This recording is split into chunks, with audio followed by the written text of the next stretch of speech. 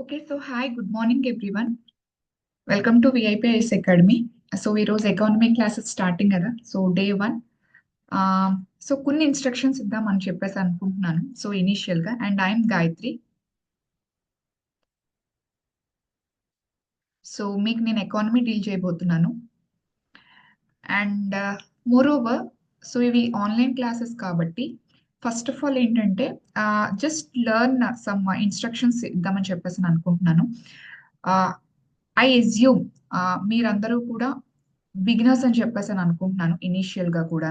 Because మీకు ఏమీ తెలియదు ఎకానమీ గురించి అని ప్రెజ్యూమ్ చేసే క్లాసెస్ అనేది తీసుకోవడం జరుగుతుంది. ఇఫ్ యూ నో, మీకు ఒకవేళ తెలిసినట్టయితే బ్యాచ్ లో కొంతమందికి it's well and good. Okay, but as an educator గా మేము వచ్చిన స్టూడెంట్స్ కి అసలు ఏమీ తెలీదు అని ప్రెజ్యూమ్ చేయాలి కాబట్టి యాజ్ ఎ బిగినర్స్ గానే మేము క్లాసెస్ అనేది స్టార్ట్ చేయడం జరుగుతుంది. And moreover, syllabus complete చేయడానికి almost I take 3 months time. So నాకు 3 months టైం అయితే మాత్రం పడుతుంది. సో ఎంటైర్ సిలబస్ అయితే మాత్రం కంప్లీట్ చేయడానికి and as early as possible complete చేయడానికి కూడా మేము ట్రై చేస్తాం. బికాజ్ మీకు ఒకవేళ మధ్యలో నోటిఫికేషన్ కానీ రిలీజ్ అయితే మాత్రం you should not face any problem కాబట్టి సో 3 months లోనే సిలబస్ కంప్లీట్ చేయడానికి ట్రై చేస్తాం. అండ్ ఇనీషియల్ గా ఒక ఫస్ట్ వీక్ వరకు మీకు ఎకానమీ, స్పెసిఫిక్ గా ఎకానమీ అయితే మాత్రం ఎవ్రీడే 6 to 8 సెషన్ అయితే మాత్రం ఉంటుంది, everyday morning. And after that మీకు 2 సెషన్స్ అలా ఉండొచ్చు ఎవ్రీడే ఎకానమీ స్పెసిఫిక్ గా. సో దట్ నాకు స్లాట్ అనేది ఎగ్జాక్ట్ గా సెట్ అవ్వడానికి అని చెప్పి ఐ టేక్ అనదర్ సెషన్. అంటే మీకు 6 to 8 సెషన్ ఉంటుంది, దానితో పాటు ఎక్స్ట్రా సెషన్ కూడా మీకు ఉంటుంది. And you should cooperate for that so that we can able to complete the syllabus as soon as possible. And general గా సండేస్ అనేది హాలిడేస్ ఇస్తాము మేము. Okay, so Monday to Saturday classes అనేవి ఉంటాయి and Sunday holidays అనేది ఇస్తాం. But for me batch కి మాత్రం so I want to take class even on Sunday so that I can able to complete the syllabus. So syllabus complete చేయడానికి possible అవుతుంది కాబట్టి నేను సండేస్ కూడా క్లాసెస్ అనేది తీసుకోవడం జరుగుతుంది. ఐ విల్ ఇంటిమేట్, సో ఎప్పుడు క్లాసెస్ ఉంటాయి ఎప్పుడు క్లాసెస్ ఉండవు అనేది మీకు సార్ అశోక్ సార్ ఆల్రెడీ మీకు టెలిగ్రామ్ ఛానల్లో సో ఏదైతే గ్రూప్ అనేది క్రియేట్ అయిందో సో మీకు ఎవ్రీథింగ్ క్లాస్ గురించి అండ్ ఎవ్రీథింగ్ గురించి material everything you will get updates in that Telegram channel. మీరు తర్వాత మీకు ఏమైనా డౌట్స్ ఉంటే you can ask even in class. And మీకు ఆల్రెడీ టెలిగ్రామ్ హ్యాండిల్స్ అనేది ప్రొవైడ్ చేయడం జరిగింది కాబట్టి you can contact us later also. Next third thing ఏంటంటే syllabus as early as complete చేయడానికి ట్రై చేస్తాం. And please you should be patient. కొన్ని topics ఎలా ఉంటాయంటే ఇంటర్లింకేజ్ ఉంటుంది అనమాట. అంటే ఇది చెప్పిన తర్వాత అది కనెక్ట్ అవుతూ వస్తుంది. సో దాని విషయంలో మాత్రం సో ఇది ఆ పర్టికులర్ టాపిక్ లో నేర్చుకుందాము అన్నప్పుడు just hold on and be patient.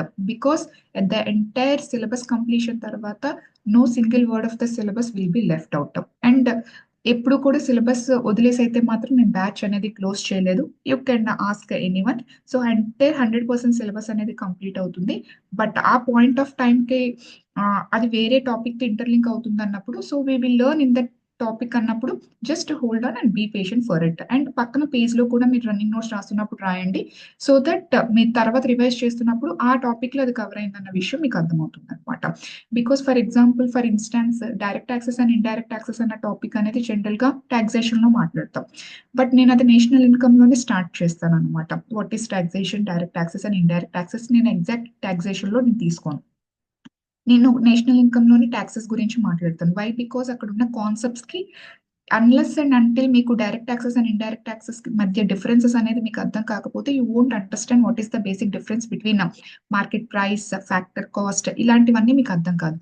So అలాంటి టెక్నికల్ కాన్సెప్ట్స్ మీకు అర్థం కావాలి అంటే నేను టాక్సేషన్ ఈ చాప్టర్ లోనే నేను కవర్ చేస్తాను అనమాట. సో ఆ పర్టికులర్ కాన్సెప్ట్ కి వేరే కాన్సెప్ట్స్ చెప్తే తప్పితే అది అర్థం కాదు అనేటప్పుడు ఆ టాపిక్స్ ఆ పర్టికులర్ కాన్సెప్ట్స్ లో మిక్స్ అవుతూ వెళ్తూ ఉంటాయి. ఓకే, సో అది మీరు కొంచెం చూసుకుంటూ ఉండాలి. సో రెగ్యులర్ గా క్లాసెస్ వస్తే ఏది ఎక్కడ కవర్ అయింది అనేది you will be getting a knowledge about it. Okay, so recorded classes వాళ్ళకి కూడా సో వాళ్ళు రెగ్యులర్ గా ఒకవేళ వినకపోతే వాళ్ళు ప్రాబ్లం ఫేస్ చేస్తారు కాబట్టి ముందుగానే ఇంటిమేట్ చేయడం జరుగుతుంది. అండ్ ఫోర్త్ థింగ్ ఏంటంటే please be regular to the క్లాసెస్కి రెగ్యులర్గా అటెండ్ అవ్వడానికి ట్రై చేయండి. బికాజ్ మీరు ఆ కన్సిస్టెన్సీ అనేది మెయింటైన్ చేయకపోతే ఇలాంటి కాంపిటేటివ్ ఎగ్జామినేషన్స్లో మనం ట్రావెల్ చేయడం అనేది చాలా కష్టం. సో ఇనిషియల్గా మీకు పెర్సెవరెన్స్ అనేది ఉండొచ్చు, but over a period of time ఏంటంటే అది స్లోగా తగ్గిపోతూ వెళ్తుంది అనమాట గ్రాఫ్ అనేది. సో మీరు ఇనిషియల్గా ఏ ఎంతూజియాజంతో అయితే క్లాసెస్ అనేది తీసుకున్నారు, సో ఏ ఎంతూజియాజం అయితే ఆ జీల్తో ఉన్నారు ర్యాంక్ కొట్టాలి అని చెప్పేసి, అది through out the course and until and unless మీకు జాబ్ వచ్చేంత వరకు ఆ ఎంతూజియాజం అండ్ ఆ పర్సివరెన్స్ అండ్ కన్సిస్టెన్సీ మెయింటైన్ చేయడానికి ట్రై చేయండి. బికాస్ ఆఫ్టర్ దట్ మేము అవైలబుల్గా ఉండమని చెప్పం, బ్యాచ్ క్లోజ్ అయిపోయిన తర్వాత సో డైరెక్ట్ కాంటాక్ట్ అనేది ఏమీ ఉండదు మీకు మాకు. We will be busy in other batches. So ఒకవేళ మీరు అప్పుడు చదవడం అనేది స్టార్ట్ చేసి, ఎప్పుడో మీరు చదవడం స్టార్ట్ చేసి ఇప్పుడు జస్ట్ క్లాస్ వినేద్దాం తర్వాత ఇప్పుడు డౌట్స్ అడుగుదాము అంటే మేబీ అవైలబుల్ ఉండమని నేను చెప్పను. టెలిగ్రామ్‌లో మేమైతే అవైలబుల్‌గా ఉంటాం. బట్ ఇప్పుడున్నంత యాక్సెసిబిలిటీ అప్పుడు ఉండకపోవచ్చు. వన్స్ బ్యాచ్ కంప్లీట్ అయిన తర్వాత బికాజ్ మాకు ఏం చెప్పాం క్లాస్‌లో ఏం చెప్పాం అనేది మాకు గుర్తుండదు కాబట్టి ఎప్పుడో బ్యాచ్ అయిపోయింది. అండ్ మోరోవర్ మీరు అడుగుతున్న డౌట్ టైప్ చేస్తూ మేబీ క్లాస్‌లో అంటే మీరు వాయిస్ ఓవర్ కూడా మేము అవైలబుల్ చేస్తాం కాబట్టి మీకు ఎగ్జాక్ట్ డౌట్ ఏంటి, ఎక్కడ డౌట్ అనేది మాకు క్లారిటీ తెలుస్తుంది. మీరు టెలిగ్రామ్‌లో టైప్ చేయొచ్చు. ఆఫ్‌కోర్స్ అక్కడ వాయిస్ ఓవర్ ఇచ్చినప్పటికీ కూడా. సో టెలిగ్రామ్‌లో ఆ కంటెంట్ మీరు ప్రిసైజ్‌గా చెప్పవలసి వస్తుంది కాబట్టి what is your exact doubt అనేది మనం కార్నర్ చేయడం అనేది కొంచెం డిఫికల్ట్‌గా అవుతుంది. సో నా యాస్ మచ్ యాస్ పాసిబుల్ మీకు స్లాట్ కూడా నా ఎకానమీ 6-8 ఉంటుంది కాబట్టి మార్నింగ్. సో ఇది ఆఫీస్ గోయింగ్ వాళ్ళకి కూడా చాలా ఫ్లెక్సిబుల్ టైమింగ్స్ అనమాట. సో బై ద టైమ్ మిగిలిన వాళ్ళందరూ కూడా just they woke up from their beds. You can able to complete the economy syllabus అనమాట. Okay. So everyday 2 hours early మార్నింగ్‌లో మీ సిలబస్ కంప్లీట్ చేయడం వల్ల after 3 months you will change the difference అనమాట. So office going వాళ్ళకి కూడా ఇది flexible timings ఉంటుంది కాబట్టి so try to be please try to attend the live classes so that live classes దాన్ని లైవ్ క్లాసెస్ వింటున్నప్పుడు ఆ పర్సివరెన్స్ ఏదైతే ఉంటుందో, కన్సిస్టెన్సీ ఏది ఉంటుందో అది మెయింటైన్ చేయడానికి ట్రై చేస్తారనమాట. మీరు రికార్డెడ్ విన్నారనుకోండి, వన్స్ రికార్డెడ్‌కి మీరు అలవాటు పడ్డారు అంటే, సో మీకు ప్రతీదీ పోస్ట్‌పోన్‌మెంట్ అనేది పెరిగిపోతూ వెళ్తుందనమాట. సో ఆ పోస్ట్‌పోన్‌మెంట్ ఉండకుండా ఉండాలి అంటే, so try to attend live classes. So మీకు పాసిబుల్ అవ్వకపోతే ఇంకేమీ చేయలేం. బట్ ఈ టైమింగ్స్ అయితే మీకు ఫ్లెక్సిబుల్‌గా ఉంటుంది కాబట్టి అది కూడా నేను మీకు ఇంటిమేట్ చేస్తున్నాను. ఓకే. అండ్ ఇనిషియల్ టాపిక్స్ ఏంటంటే ఎవ్రీథింగ్ మేము ఎక్స్‌ప్లెయిన్ చేస్తూ ఉంటాం కాబట్టి, మీరు ఒక 1 వీక్, 2 వీక్స్ వరకు you won't feel any difficulty. But after that 2 weeks తర్వాత ఏంటంటే, అంటిల్ అన్లెస్ మీరు గాని రివైజ్ చెయ్యకుండా, ముందు కాన్సెప్ట్స్‌ని రివైజ్ చేయకుండా గాని క్లాస్‌కొస్తే మాత్రం ఇట్ విల్ వెరీ డిఫికల్ట్. అంటే మీకు నెక్స్ట్ కాన్సెప్ట్స్‌ని కనెక్ట్ చేసుకోవడం అనేది చాలా ఇబ్బందిగా ఉంటుంది. ఓకే. సో ఖచ్చితంగా ఏ రోజు చెప్పిన క్లాస్ సో ఈ రోజు నుంచే లైక్ మీరు ప్రామిస్ తీసుకోండి. ఏ రోజు క్లాస్ అనేది ఆ రోజు కంప్లీట్ చేసేసుకోవాలి. నెక్స్ట్ డేకి అది రివిజన్ అయిపోవాలి. So and moreover at the weekend ఏంటంటే జనరల్‌గా సండేస్ జనరల్‌గా ఆఫ్ ఉంటుంది కాబట్టి మాక్సిమం సెషన్స్ ఆహ్, జస్ట్ 1 సెకండ్. మీరు మ్యూట్‌లోనే ఉండడానికి ట్రై చేయండమ్మా. మీకేదైనా డౌట్ ఉంటే సో జస్ట్ నాకు టైప్ చేయండి. మేడం నేను ఒకసారి మాట్లాడతానని చెప్పేసి. సో నేనప్పుడు మాట్లాడడం ఆపి నేను మీకు ఛాన్స్ అనేది ఇస్తాను. ఎందుకంటే ఇది రికార్డెడ్ విన్న వాళ్ళకి, అదర్ లైవ్ స్టూడెంట్స్ ఉన్న వాళ్ళకి సో జనరల్‌గా మీరు మైక్ ఆన్ చేస్తే మీ వెనక డిస్టర్బెన్సెస్ వాళ్ళకి కూడా వినిపించి నా వాయిస్ అనేది వాళ్ళకి క్లారిటీ రాదు. Okay. So please cooperate in the live classes. Okay. And one more thing revision. Okay. So revision అనేది ఏ రోజుకి ఆ రోజు కంప్లీట్ చేసుకోవడానికి ట్రై చేయండి. ఎందుకంటే మీకు రివిజన్ చేస్తున్నప్పుడు, రివిజన్ చేస్తున్నప్పటికి మీరు టాపిక్స్‌ని ఇంటర్ రిలేట్ చేస్తున్న కొద్దీ you will get more doubts అనమాట. అప్పుడు నేను మధ్యలో క్లాస్‌లోనే ఉంటూ ఉంటాను కాబట్టి, మీరు ఆ మల్టిపుల్ యాంగిల్స్‌ని ఆహ్, కన్సిడర్ చేసి మీరు డౌట్ అడుగుతున్నప్పుడు మీకు మంచి నాలెడ్జ్ అనేది వస్తుందనమాట. అంటే నేను మీకు అవైలబుల్‌గా ఉన్నంత సేపు try to utilize as much as possible అని చెప్పడానికి నేను ట్రై చేస్తున్నాననమాట. ఆఫ్టర్ దట్ అవైలబుల్‌గా ఉంటాము. బట్ లైవ్ క్లాసెస్‌లో ఉన్నంత యాక్సెసిబిలిటీ మీకు అక్కడ ఉండదు కదా! ఓకే. సో ఇదొకటి. And yes. అండ్ డౌట్స్ ఏమైనా వస్తే so feel free to ask. So doubts వస్తే మాత్రం బికాజ్ జనరల్‌గా ఎకానమీ అంటే చాలా మందికి భయం ఉంటుంది. సో డౌట్స్ ఏమైనా వస్తే మాత్రం feel free to ask. Type చేయండి. ఒకవేళ వాయిస్ ఓవర్‌లో అడుగుతాము, టైప్ చేయడానికి ఇబ్బందిగా ఉంది డౌట్ అంటే మాత్రం నాకు మెసేజ్ చేయండి. మ్యామ్ నాకు పర్టిక్యులర్ కాన్సెప్ట్‌లో డౌట్ ఉంది. సో నేను I just want to like voice over ఇద్దామని చెప్పేసి అనుకుంటున్నాను అని చెప్పి నాకు జస్ట్ టైప్ చేయండి. నేను అలౌ చేస్తాను. ఓకే. సో డౌట్స్ విషయంలో డోంట్ ట్రై టు హెసిటేట్ అనమాట. Okay. Yes. So let's begin the topic. So economy. So right no నేను ప్రీవియస్ ఇయర్స్ క్వశ్చన్స్ కానీ లేకపోతే సిలబస్ కానీ ఏమీ నేను మీకు చూపించట్లేదు. బికాస్ నేను ఎలా ప్రెజ్యూమ్ చేస్తున్నానంటే as you don't know anything. So first concept, so మనం విల్ స్టార్ట్ రైట్ ఫ్రమ్ ఈ రోజు నుంచే మనం సిలబస్ అనేది స్టార్ట్ చేసేస్తాం. బికాస్ టైం తక్కువగా ఉంటుంది కాబట్టి మనం ఏ డేని కూడా టైం వేస్ట్ చేయకుండా, యాజ్ ఇది జస్ట్ ఏదో ఒక ఇంట్రడక్షన్ క్లాస్ లా కాకుండా will start the class right from today onwards. So once concept అయిన తర్వాత I will show you the previous UPSC papers, group 1 papers and group 2 papers ఆ పర్టికులర్ కాన్సెప్ట్ లో. So that నేనేం మీకు explain చేయను, ఆ answers మీరే చేసి నాకు చెప్పాలి. సో దట్ మీరు ఆ స్టాండర్డ్ క్వశ్చన్స్ చేయగలుగుతున్నారా లేదా అనేది నాకు తెలుస్తుంది. ఓకే, సో దట్ మీరు చేస్తున్నప్పుడు ఓకే నేను కంటెంట్ అనేది కరెక్ట్ గానే నేర్చుకుంటున్నాను అని మీకు ఒక కాన్ఫిడెన్స్ లెవెల్ అనేది మీకు బిల్డప్ అవుతుంది. సో మనం ఈ కాన్సెప్ట్ ఓకే, ఈ కాన్సెప్ట్ తో మనం ఆన్సర్స్ చేయొచ్చు అని నేను చెప్పినప్పుడు ఐ ట్రై, అండ్ తర్వాత నేను క్వశ్చన్స్ చూపిస్తాను. సో నేను ఏదైతే చెప్తుంటానో ఆ వర్క్ మీరు సైమల్టేనియస్ గా చేస్తుంటే జర్నీ అనేది చాలా స్మూత్ గా ఉంటుంది. తర్వాత మీకు ఓవర్ బర్డెన్ అనేది అవ్వదు. అండ్ నోట్స్ విషయానికి, పీడిఎఫ్ విషయానికి వస్తే మాత్రం you are group 1 students. So general గా మీకు ఆన్సర్ రైటింగ్ ప్రాక్టీస్ అనేది చాలా రిగ్రెస్ గా ఉండాలి. సో యాజ్ ఆఫ్ నఫ్ మనం ప్రిలిమ్స్ మాత్రమే డీల్ చేస్తున్నప్పటికీ కూడా, సో ఈ కంటెంట్ అనేది ఓన్లీ ప్రిలిమ్స్ స్పెసిఫిక్ గా ఏదో బిట్స్ లా కాకుండా కాన్సెప్ట్ ఓరియంటెడ్ ఉంటుంది కాబట్టి దీని నుంచి నేను ఎకానమీలో both pros and cons, mains orientation లోనే మీకు ప్రతి కంటెంట్ ని డెవలప్ చేయడం జరుగుతుంది. సో దానివల్ల just try to like right the running notes మాత్రం రాయడానికి ట్రై చేయండి. సో దట్ మీరు రివిజన్ చేస్తున్నప్పుడు, ఆన్సర్స్ చేస్తున్నప్పుడు అండ్ ఆన్సర్ రైటింగ్ ప్రాక్టీస్ చేస్తున్నప్పుడు లైక్ పాయింట్స్ ని ఎలా జనరేట్ చేయాలి, ఎలా లింకప్ చేయాలని మీకు అర్థమవుతుంది. సో అండ్ కొంత కంటెంట్ వరకు నేను పీడిఎఫ్ అనేది ప్రొవైడ్ చేస్తాను just for reading sake. But నేనైతే మాత్రం 100% మీకు రన్నింగ్ నోట్స్ రాస్తేనే యూస్ అవుతుందని నేను చెప్తాను, ఎకానమీ స్పెసిఫిక్ గా అయితే మాత్రం.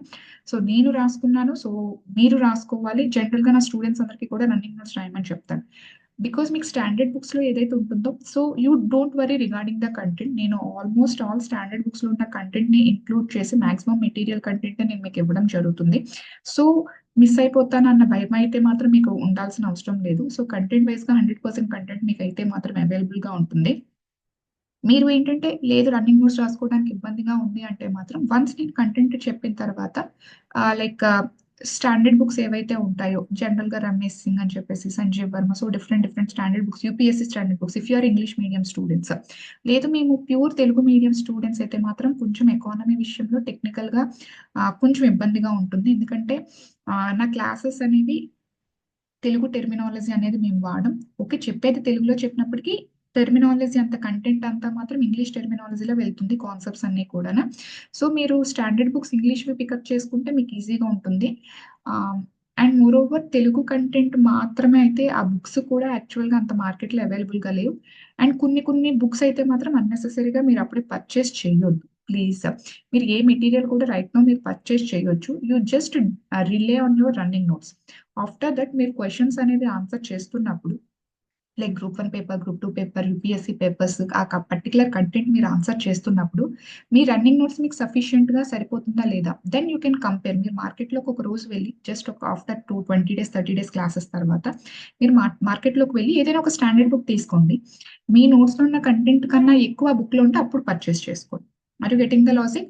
అప్పుడు మీకు తెలుస్తుంది అనమాట అసలు నేనేం నేర్చుకున్నాను, లైక్ స్టాండర్డ్ బుక్ లో ఏముంది, సో నేను ఎక్కువ నేర్చుకున్నాను తక్కువ నేర్చుకున్నా నాకు ఏది అర్థమవుతుంది, మీకు కాన్సెప్ట్ తెలుస్తుంది కాబట్టి యూ కెన్ జడ్జ్. అప్పుడు మీరు, ఎందుకంటే అన్నెసెసరీగా మనీ అనేది వేస్ట్ చేసుకోవడం అనేది నాకైతే ఇష్టం లేదు. సో నేను మీకు సజెస్ట్ చేస్తున్నాను బియాండ్ దట్. సో ఎవరి డెసిషన్ వాళ్ళది కాబట్టి it is up to you. So నేనైతే మాత్రం కంటెంట్ విషయంలో just right your running notes, and కొన్ని టాపిక్స్ అయితే మాత్రం నేను మెటీరియల్ ప్రొవైడ్ చేస్తాను. బట్ అది షార్ట్ కట్ లో ఉంటుంది కాబట్టి మీకు రన్నింగ్ నోట్స్ రాస్తుంటే ఏ కాంటెక్స్ట్ లో అది చెప్పాను, ఎలా రిలేట్ చేసుకోవాలి, అది మీ ఓన్ హ్యాండ్ రిటన్ నోట్స్ ఉండేటప్పుడు అది మీకు మెయిన్స్ కూడా యూటిలైజ్ చేసుకోవడానికి యూజ్ అవుతుంది, లైక్ యూటిలైజ్ చేసుకోవచ్చు అనమాట. Okay, yes sir. Let's start topic. Okay, so first of all, what is mean by economics? What is economics? Economics అంటే ఏంటి? యూ కెన్, సో మీరు నాతో ఇంటరాక్ట్ అవ్వచ్చు by using chat box. Okay, so by using chat box you can interact with me. So what is meant by economy? మీకేం తెలుసు జనరల్గా economy గురించి, economics గురించి? నేను ఇంకా ఎకనామిక్స్ కి ఎకానమీకి డిఫరెన్స్ ఉంది, నేను ఇంకా అది ఎక్స్ప్లెయిన్ చేయలేదు. సో ఫస్ట్ ఎకనామిక్స్ గురించి తెలుసుకొని దెన్ ఎకానమీ అంటే ఏంటి అనేది మనం తెలుసుకుందాం. ఎకనామిక్స్ అంటే ఏంటి? What do you know about economics?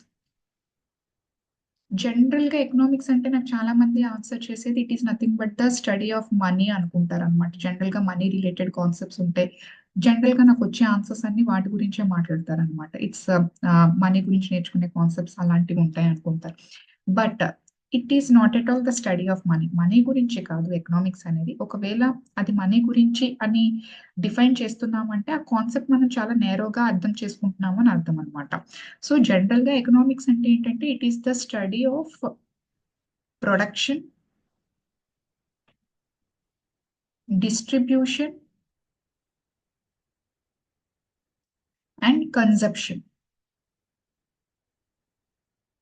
So general గా ఎకనామిక్స్ లో మనం 3 యాక్టివిటీస్ గురించి మాట్లాడతాం. ప్రొడక్షన్ గురించి, డిస్ట్రిబ్యూషన్ గురించి, కన్జప్షన్ గురించి మాట్లాడతాం. Economics is all about studying of production, distribution and consumption అనమాట. ఓకే, సో ఏంటి ప్రొడక్షన్, ఏంటి డిస్ట్రిబ్యూషన్, ఏంటి కన్జప్షన్ అనేది ఫర్దర్ క్లాసెస్ లో మనం దీన్ని ఎలాబరేట్ చేసుకుంటూ వెళ్దాం. సో జనరల్ గా what is meant by economics అంటే it is nothing but the study of the production, distribution and consumption. Okay, so general గా ఆడమ్ స్మిత్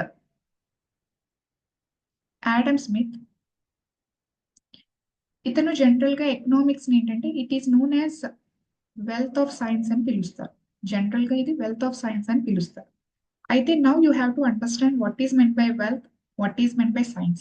ఇంతకీ సైన్స్ అంటే ఏంటి అనేది మనకు తెలియాలి, వెల్త్ అంటే ఏంటి అని తెలియాలి. దానికన్నా ముందు జనరల్ గా హూ ఈజ్ ఆడమ్ స్మిత్ అన్న పర్సన్ మనకి తెలియాలి. సో జనరల్ గా Adam Smith is known as father of economics. Adam Smith ని మనం జనరల్ గా ఫాదర్ ఆఫ్ ఎకనామిక్స్ అని చెప్తాం. Father of economics. ఎందుకు ఇతని ఫాదర్ ఆఫ్ ఎకనామిక్స్ అని చెప్తామంటే బికాస్ ఇన్ 1776 ఇతను ఒక బుక్ రాశారు. It is known as an enquiry into the nature, an enquiry into the nature and the causes of wealth of nations. And the causes of wealth of nations. An enquiry into the nature and the causes of wealth of nations. Okay. So ఈ book రాశారు so Adam Smith, అందుకని he is called as father of economics. So ఇప్పుడు నా doubt, ఒక book రాసినంత మాత్రాన father of economics అని చెప్పి మనం అతను అనేస్తామా? వాట్ ఈస్ ఈ స్పెషాలిటీ? అతని స్పెషాలిటీ ఎందుకు, ఎందుకు అతన్ని మాత్రమే ఫాదర్ ఆఫ్ ఎకనామిక్స్ అన్నాము అనేది మనకి అర్థం కావాలి. బికాస్ జస్ట్ ఒక బుక్ రాయటం వల్ల అతని ఫాదర్ ఆఫ్ ఎకనామిక్స్, ఎందుకంటే మీరు అది విని ఉంటారు, ఈ పర్టికులర్ బుక్ రాశారు అందుకని he is called as father of particular branch అని చెప్పేసి. ఏంటి సిగ్నిఫికెన్స్? సో ఈ సిగ్నిఫికెన్స్ అర్థం చేసుకోవాలంటే you have to understand some basics. So general ga what is the mother of all subjects? What is the mother of all subjects? What is the mother of all subjects? Do you know anybody? What is the mother of all subjects? General గా మీరు PhD ఏమైనా చేశారనుకోండి, PhD ఏదైనా చేశారని, for example PhD in physics చేయొచ్చు, PhD in chemistry చేయొచ్చు, like maths చేయొచ్చు, economics చేయొచ్చు. Okay, PhD in maths, physics PhD చేసామని చెప్పి అంటారు. ఇంతకీ what is the full form of PhD? PhD full form ఏంటి జనరల్ గా? జనరల్ గా డాక్టర్ ఆఫ్ ఫిలాసఫీ అంటాం తెలుసా? సో పిహెచ్డి అంటే డాక్టర్ ఆఫ్ ఫిలాసఫీ. మీరు చదివింది ఫిలాసఫీ కాదు కదా, మీరు చదివింది either physics or chemistry or maths or economics, some politics something అవి కదా చదివారు. బట్ డాక్టర్ ఆఫ్ ఫిలాసఫీ అని చెప్పేసి అని ఎందుకు అంటున్నారు? ఓకే, పిహెచ్డి అంటే డాక్టర్ ఆఫ్ ఫిలాసఫీ కదా, మీరు చదివింది ఫిజిక్స్ కెమిస్ట్రీ ఆర్ మ్యాథ్స్ అయితే డాక్టర్ ఆఫ్ ఫిలాసఫీ అని ఎందుకు అంటున్నారు? సో జనరల్ గా mother of all subjects is nothing but philosophy అనమాట. ఫిలాసఫీని జనరల్ గా మదర్ ఆఫ్ ఆల్ సబ్జెక్ట్స్ అని పిలుస్తూ ఉంటాం మనం. లైక్ ఎందుకు పిలుస్తాం? బికాస్ జనరల్ గా ఫిలాసఫీలో ఇలాంటి టాపిక్స్ అనేవి ఉంటాయి. సో జనరల్ గా ఫిలాసఫీలో మనకి God, what is meant by God, so లేకపోతే సోల్ అంటే ఏంటి, అంటే ఎలాంటి టాపిక్స్ ఉంటాయంటే అది మనం ప్రూవ్ చేయలేము, అలాగని వాటిని మనం నెగెట్ కూడా చేయలేము. అది ఉంది అని ప్రూవ్ చేయలేము, అలాగని అది లేదు అని కూడా మనం ప్రూవ్ చేయలేము. అంటే వితౌట్ ఎనీ ప్రూఫ్, అది ఉందని కానీ లేదని కానీ ప్రూవ్ చేయలేకపోతే అలాంటి కంటెంట్ మొత్తం కూడా జనరల్ గా ఫిలాసఫీలోనే ఉంటాయి అనమాట. సో వన్స్ అది ఉందని కానీ లేకపోతే అది లేదు అని కానీ ప్రూవ్ చేసామనుకోండి, అప్పుడు ఫిలాసఫీ నుంచి బయటికి అది ఒక సబ్జెక్ట్ కింద ఎమర్జ్ అవుతుంది అనమాట. ఫర్ ఎగ్జాంపుల్ గాడ్ ఉన్నాడా అంటే కొంతమంది ఉన్నాడు అని చెప్తారు, కొంతమంది లేడు అని చెప్తారు. ఉన్నాడు అని 100% ఎవరు ప్రూవ్ చేయలేకపోతున్నారు, అలాగే లేరు అని 100% ఎవరు ప్రూవ్ చేయలేకపోతున్నారు. సో జనరల్ గా god, soul, what is meant by reality, so ఇలాంటివన్నీ టాపిక్స్ ఫిలాసఫీలో ఉన్నాయి. అవి వేరే బ్రాంచ్ కింద ఇంకా అందులో ఉన్న కాన్సెప్ట్స్ కొన్ని కొన్ని ఎమర్జ్ అవ్వలేదు. అలాగే ఎకనామిక్స్ కూడా జనరల్ గా ఒకప్పుడు ఫిలాసఫీలోనే ఉండేదన్నమాట. లైక్ ఇలాంటి డిమాండ్ సప్లై కాన్సెప్ట్స్ ఇలాంటివన్నీ ఫిలాసఫీలో అంటే ఆ పర్టికులర్ కంటెంట్ ఉంది 100% ప్రూఫ్ తో లాజికల్ మేనర్ తో అది ఎవరు ప్రూవ్ చేయలేకపోయేవారు. అలాంటి కాన్సెప్ట్స్ అన్ని జనరల్ గా ఫిలాసఫీలోనే ఉండేవి. సో తర్వాత ఏంటంటే వెన్ ఆడమ్ స్మిత్ ఏం చేశారంటే ఈ బుక్ రాస్తున్నప్పుడు ఈ బుక్ లో అతను కొన్ని కాన్సెప్ట్స్ ని విత్ ప్రూఫ్స్ తో ఇవ్వటం జరిగింది అనమాట. Demand supply, so different different concepts ని ఇలా జరిగితే ఇలా జరుగుతుందని విత్ ప్రూఫ్స్ తో అతను ఇవ్వటం జరిగింది. సో దానివల్ల ఆ పర్టికులర్ కాన్సెప్ట్స్ కి ప్రూఫ్ ఇచ్చి దాన్ని లాజికల్ గా అతను ప్రూవ్ చేశాడు కాబట్టి అది బయటికి ఆ పర్టికులర్ కాన్సెప్ట్స్ ఒక సబ్జెక్ట్ కింద ఎమర్జ్ అవ్వడం జరిగింది అనమాట. ఆ పర్టికులర్ కాన్సెప్ట్సే బేసిక్స్ ఆఫ్ ఎకనామిక్స్ అనమాట. లైక్ డిమాండ్ సప్లై, దీనివల్ల ఏం జరుగుతుంది, దీనివల్ల ఏం జరుగుతుంది, ఇలా జరుగుతుంది అని లాజికల్ గా ప్రూఫ్స్ తో అతను ఇవ్వటం వల్ల ఆ ప్రూఫ్స్ ఎక్కడ రాశారు అతను ఈ బుక్ లో రాశారు. సో ఈ బుక్ రాయటం ద్వారా సబ్జెక్ట్ ఆఫ్ ఎకనామిక్స్ ని అతను క్రియేట్ చేశాడు. అప్పటి వరకు ఇలాంటి కాన్సెప్ట్స్ అన్ని కూడా ఫిలాసఫీలోనే ఉండేవన్నమాట. ఓకే. తర్వాత ఈ బుక్ ద్వారాగా అతను ఆ కాన్సెప్ట్స్ ని ప్రూవ్ చేయడం ద్వారాగా సబ్జెక్ట్ ఆఫ్ ఎకనామిక్స్ అనేది క్రియేట్ అవ్వడం జరిగింది. ఆ బ్రాంచ్ అనేది క్రియేట్ అవ్వడం జరిగింది అనమాట. అందుకని Adam Smith is called as the father of economics అనమాట.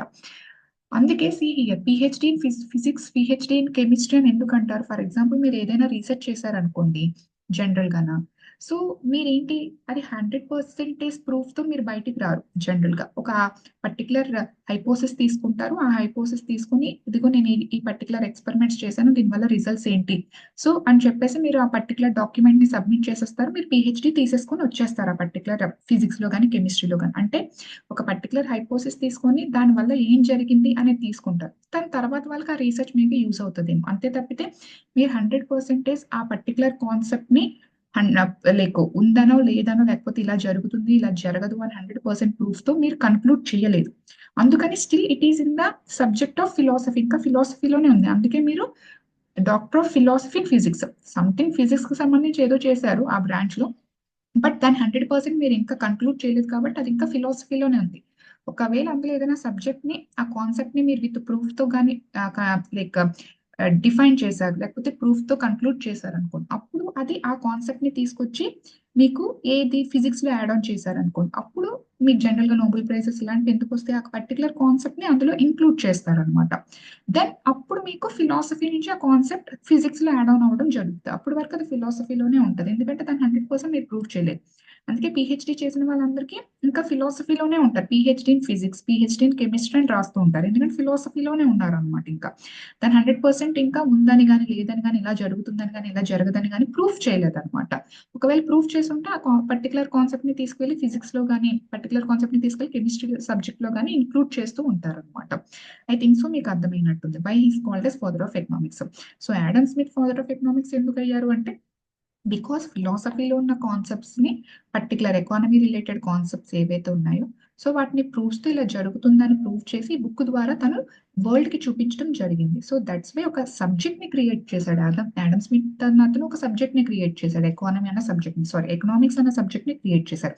So that's why he is called as father of economics. I think so clear. So ఇతను రాసిన బుక్ ఈ కాన్సెప్ట్స్ ని ఎక్కడ రాశారు? Wealth of sorry like an enquiry into the nature and the causes of wealth of nations ఈ book లో రాయడం జరిగింది in the year 1776. So that's why he's called as father of economics. Okay. So ఇతను ఏంటంటే general గా economics ని ఎలా define చేస్తారు అంటే వెల్త్ ఆఫ్ సైన్స్ కింద డిఫైన్ చేస్తారు అనమాట. So what is meant by wealth అనేది మీకు అర్థం కావాలి and what is meant by science అనేది కూడా మీకు అర్థం కావాలి. సో వెల్త్ అంటే ఏంటి, సైన్స్ అంటే ఏంటి అనేది మీకు తెలియాలి. So first of all science. So is economics is a science అంటే ఆడమ్ స్మిత్ అన్న పర్సన్ జనరల్ గా ఎకనామిక్స్ ని సైన్స్ అని చెప్పి డిఫైన్ చేస్తున్నారు అనమాట. బట్ నిజంగా ఈ ఎకనామిక్స్ అనేది నిజంగా సైన్సా or is it social science? Economics అన్న సబ్జెక్ట్ అనేది సైన్సా లేకపోతే సోషల్ సైన్సా అనేది మనకి తెలియాలి. ఓకే. So first of all you have to understand the difference between science and social science. అసలు సైన్స్ కి సోషల్ సైన్స్ కి డిఫరెన్స్ ఏంటి అనేది మనకు అర్థం కావాలి. సో జనరల్ గా సైన్స్ లో ఏంటంటే ఎవ్రీ కాన్సెప్ట్స్ అనేవి జనరల్‌గా యూనివర్సల్‌గా ఉంటాయి. అండ్ మోర్ ఓవర్ అవి చాలా రిజిడ్‌గా కూడా ఉంటాయి. అంటే ఎక్కడికి వెళ్ళినా అది universally acceptable. For example gravitational force అంటే ఏంటి? ఏదైనా పైకి విసిరితే కింద పడుతుందనేది జనరల్‌గా గ్రావిటేషనల్ ఫోర్స్ చెప్తుంది. యెస్. సో, అది నువ్వు నీ ఇంట్లో నుండి పైకి విసిరినా, లేకపోతే నీ బిల్డింగ్ పైకి విసిరినా, లేకపోతే ఏ మౌంటైన్ పైకి వెళ్ళేసినా, ఏ వ్యాలీలోకి వెళ్ళేసినా, ఎక్కడైనా నువ్వు despite irrespective of the place, irrespective of the time, irrespective of the like I mean to say anything. Okay. మీరు లైక్ 100 సంవత్సరాల ముందు వెళ్ళినా, లేకపోతే 10,000 సంవత్సరాల తర్వాతైనా నువ్వు పైకి విసిరితే యాపిల్ కిందకే పడుతుంది. ఇర్రెస్పెక్టివ్ ఆఫ్ ద టైమ్, స్పేస్‌లో. ఓకే. ముందు లైక్ రాజుల కాలంలో వెళ్లి నువ్వు యాపిల్ పైకి విసిరినా, లేకపోతే తర్వాత వచ్చే నెక్స్ట్ టెక్నాలజికల్‌గా నువ్వు పైకి విసిరినా సరే, జనరేషన్స్‌లో యాపిల్ కిందే పడుతుంది. అండ్ మోర్ ఓవర్ నువ్వు ఏ ప్లేస్ నుంచి విసిరినా యాపిల్ కిందే పడుతుంది. సో, ఇర్రెస్పెక్టివ్ ఆఫ్ ఎనీథింగ్ ఈ లాస్ అనేవి యూనివర్సల్‌గా ఉంటాయి. నువ్వు అమెరికాలో నుండి యాపిల్ పైకి విసిరినా కిందే పడుతుంది. ఇండియాలో నుండి యాపిల్ పైకి విసిరినా కిందే పడుతుంది. సో, ప్లేస్‌తో సంబంధం లేకుండా అండ్ మోర్ ఓవర్ టైమ్‌తో సంబంధం లేకుండా ఏవైతే లాస్ యూనివర్సల్‌గా అప్లై అవుతాయో అవి జనరల్‌గా సైన్స్ సబ్జెక్ట్స్ అంటామనమాట. సో, చాలా రిజిడ్‌గా ఉంటాయి. అంటే ఒకటి మనం ఒక లాని డిఫైన్ చేసామంటే అది 360 డిగ్రీస్‌లో ఎవ్రీథింగ్ ఒకేలా అప్లై అవ్వడం జరుగుతుంది. అది సైన్స్ సబ్జెక్ట్స్ అనమాట. సోషల్ సైన్స్ అంటే ఏంటంటే, సోషల్ సైన్స్‌లో ఉన్న కాన్సెప్ట్స్ అనేవి యూనివర్సల్‌గా అప్లై అవ్వదనమాట. సో, సిట్యుయేషన్ స్పెసిఫిక్‌గా కాన్సెప్ట్స్ మారిపోతూ ఉంటాయన్నమాట. అంటే డిఫరెంట్ డైమెన్షన్స్‌లో దాన్ని ఆలోచించొచ్చనమాట. ఓకే. సో, కాన్సెప్ట్ స్పెసిఫిక్‌గా మారిపోతూ ఉంటాయి. అండ్ ఇవి చాలా ఫ్లెక్సిబుల్‌గా కూడా ఉంటాయి. అండ్ మోర్ ఓవర్ ఎందుకు ఇవి ఇలా మారిపోతూ ఉంటాయంటే, ఈ పర్టిక్యులర్ కాన్సెప్ట్స్‌లో ఎక్కువగా హ్యూమన్ బిహేవియర్‌తో లింకప్ అయ్యి ఉంటుందనమాట. హ్యూమన్ బిహేవియర్‌తో లింకప్ అయ్యి ఉంటాయి ఇలాంటి సబ్జెక్ట్స్ అని చెప్పేసి. ఓకే. లైక్ మీకు ఎకనామిక్స్ అనగా, పాలిటిక్స్ అనగా సో, ఇలాంటివన్నీ కూడా హ్యూమన్ బిహేవియర్ ఇన్వాల్వ్‌మెంట్ ఉండడం వల్ల అవి యూనివర్సల్‌గా అప్లై అవ్వవు కాన్సెప్ట్స్ అనేవి. సో, సిట్యుయేషన్ స్పెసిఫిక్‌గా ఉండిపోతాయి. అండ్ లాస్ కాన్సెప్ట్స్ కూడా చాలా ఫ్లెక్సిబుల్‌గా మార్చేస్తూ ఉంటారనమాట. అంటే ఏంటి madam? How can you define? అంటే దీన్ని ఎలాబొరేట్ చేస్తే ఫర్ ఎగ్జాంపుల్ ఒక prelims question like closed economy అనేది UPSC prelims question some time back. So జనరల్‌గా what is mean by closed economy? Closed economy అంటే ఏంటి? So as it is your first class కాబట్టి so ఇనీషియల్‌గా first నాది కొంచెం మోనోటోనీగా ఉంటుంది. వన్స్ ఒక సర్టెన్ కాన్సెప్ట్స్ అయిన తర్వాత యూ హావ్ టు ఆన్సర్. తర్వాత నేను ఒక పర్టిక్యులర్ కాన్సెప్ట్స్ మీకు అయిపోయాయి అన్నప్పుడు నేను మిమ్మల్ని క్వెషన్స్ అడుగుతాను. ఖచ్చితంగా మీరు ఆన్సర్ చేయాలి. ఆన్సర్ చేయకపోతే ఫర్దర్‌గా క్లాస్ నేను ఫార్వర్డ్ చేయను. Because you have to read. నా క్లాస్‌కి అటెండ్ అవుతున్నారంటే ముందు కాన్సెప్ట్స్ చదివి రావాలి. లేకపోతే నెక్స్ట్ క్లాస్ మీకు అర్థం కాదు. ఓకే. సో నెక్స్ట్ నేను క్వెషన్స్ అడుగుతాను. సో, దానికి కూడా మీరు ప్రిపేర్ అయ్యి ఉండండి. So, what is mean by closed economy? So, closed economy అంటే ఏంటి అంటే, సో, జనరల్‌గా కాన్సెప్ట్ థియరీ ఏం చెప్తుందంటే, ఈ closed economy is an economy which does not have any economic relations with the rest of the world. No economic relations with the rest of the world అనమాట. అంటే for example ఇది India అనుకోండి. And ఇది rest of the world. Different countries. ఇది rest of the world. And ఇండియాకి rest of the వరల్డ్‌కి ఎటువంటి economic relations లేవు. అంటే ఎటువంటి ట్రేడ్ లేదు. ఎటువంటి ఇన్వెస్ట్‌మెంట్స్ లేవు. ఎటువంటి బారోయింగ్స్ లేవు. ఎటువంటి రెమిటాన్సెస్ లేవు. అంటే మన వాళ్ళు అక్కడికెళ్ళి సంపాదించడం, వాళ్ళొచ్చి ఇక్కడికొచ్చి సంపాదించడం ఏమీ లేవు. అప్పులు తీసుకోవడం, ఇన్వెస్ట్‌మెంట్స్ చేయడం, exports, imports, NRI accounts. So, ఇలాంటి ఇటువంటి అంటే రెస్ట్ ఆఫ్ ద వరల్డ్‌తో మనకి ఎటువంటి ఎకనామిక్ రిలేషన్స్ లేవన్నమాట. సో, అలా ఉంటే అప్పుడు ఇండియాని జనరల్‌గా క్లోజ్డ్ ఎకానమీ అని పిలుస్తాం. క్లోజ్డ్‌గా ఉంది ఎకానమీ అనేది. ఓకే. ఎటువంటి ఎకనామిక్ రిలేషన్స్ అనేది రెస్ట్ ఆఫ్ ద వరల్డ్‌తో మెయింటైన్ చేయట్లేదన్నమాట. దాన్ని నేను జస్ట్ సోషల్ సైన్స్ అంటే ఏంటి అని ఎక్స్‌ప్లెయిన్ చేయడానికి ఒక ఎకానమీ కాన్సెప్ట్ తీసుకుంటున్నాను. ఫర్దర్ క్లాసెస్‌లో మనం వీటిని ఇంకా డీటెయిల్‌గా చదువుతాం. Don't worry. Okay. So, rest of the వరల్డ్‌తో ఎటువంటి ఎకనామిక్ రిలేషన్స్ అనేవి లేకపోతే దాన్ని జనరల్‌గా మనం క్లోజ్డ్ ఎకానమీ అంటామనమాట. అయితే మనకి బుక్స్‌లో ఎలా రాస్తారంటే India is a closed economy till 1991. అంటే ఇండియా అనేది 1991 వరకు మాత్రమే క్లోజ్డ్ ఎకానమీ. ఆఫ్టర్ 1991 ఇండియా అనేది ఎకానమీని ఓపెన్ చేసింది. ఓపెన్ ఎకానమీ అని చెప్తాం. సో, గుర్తుపెట్టుకోండి వన్ థింగ్ జనరల్‌గా ఎకానమీ ఫేజ్‌లో కొన్ని ఇయర్స్ గుర్తుపెట్టుకోండి. స్పెసిఫిక్‌గా 1991. 1991 అనేది ఫస్ట్ జనరేషన్ ఎకనామిక్ రిఫార్మ్స్. అంటే మన ఇండియన్ యొక్క ఎంటైర్ ఫీచర్స్‌ని మార్చేసిందనమాట 1991 ఎకానమీ పర్స్పెక్టివ్‌లో. మీరు వినే ఉంటారు. అవే ఎల్‌పీజీ రిఫార్మ్స్ అనమాట. Liberalisation, privatisation and globalisation. ఈ లిబరలైజేషన్, ప్రైవేటైజేషన్ అండ్ గ్లోబలైజేషన్ అనేది మనం జనరల్‌గా 1991లో ఈ రిఫార్మ్స్ ని మనం యాక్సెప్ట్ చేసాం. ఇది నేను ఫారెన్ సెక్టర్ లో అలాగే ఎక్స్ప్లెయిన్ చేస్తాను అనుకోండి, ఎందుకు చేసాం ఏంటి అనేది. విఓపి క్రైసిస్ వల్ల ఎల్పిజి రిఫార్మ్స్ ని మనం యాక్సెప్ట్ చేసాం. దాని తర్వాత నుంచి మనం ఇన్వెస్ట్మెంట్స్ ని, ప్రైవేటైజేషన్ ని, లిబరలైజేషన్ ని చాలా దారుణంగా పెంచేసాం అనమాట. సో అందుకే జనరల్ గా ఇండియాకి ఎకానమీ ఫేజ్ లో 2 సంవత్సరాలు లైక్ 2 ఫేజెస్ లో మాట్లాడతారు. బిఫోర్ 1991 అండ్ ఆఫ్టర్ 1991 అని పిలుస్తారు అనమాట. So after 1991 LPG reforms. So అందుకే దీన్ని జనరల్ గా పోస్ట్ రిఫార్మ్ ఎరా అని పిలుస్తాం. పోస్ట్ రిఫార్మ్ ఎరా. అండ్ బిఫోర్ 1991 లో ఎటువంటి రిఫార్మ్స్ లేవు. ప్రీ రిఫార్మ్ ఎరా అని పిలుస్తారు అనమాట ఎకానమీలో, ఎకానమీ స్పెసిఫిక్ గా. ఓకే, ఈ ఇయర్ అనేది మీరు గుర్తు పెట్టుకోవాలి. సో ఫర్ టైమింగ్ ఇప్పుడు గుర్తు పెట్టుకోండి, ఫర్దర్ గా మనం దాన్ని డిస్కస్ చేద్దాం.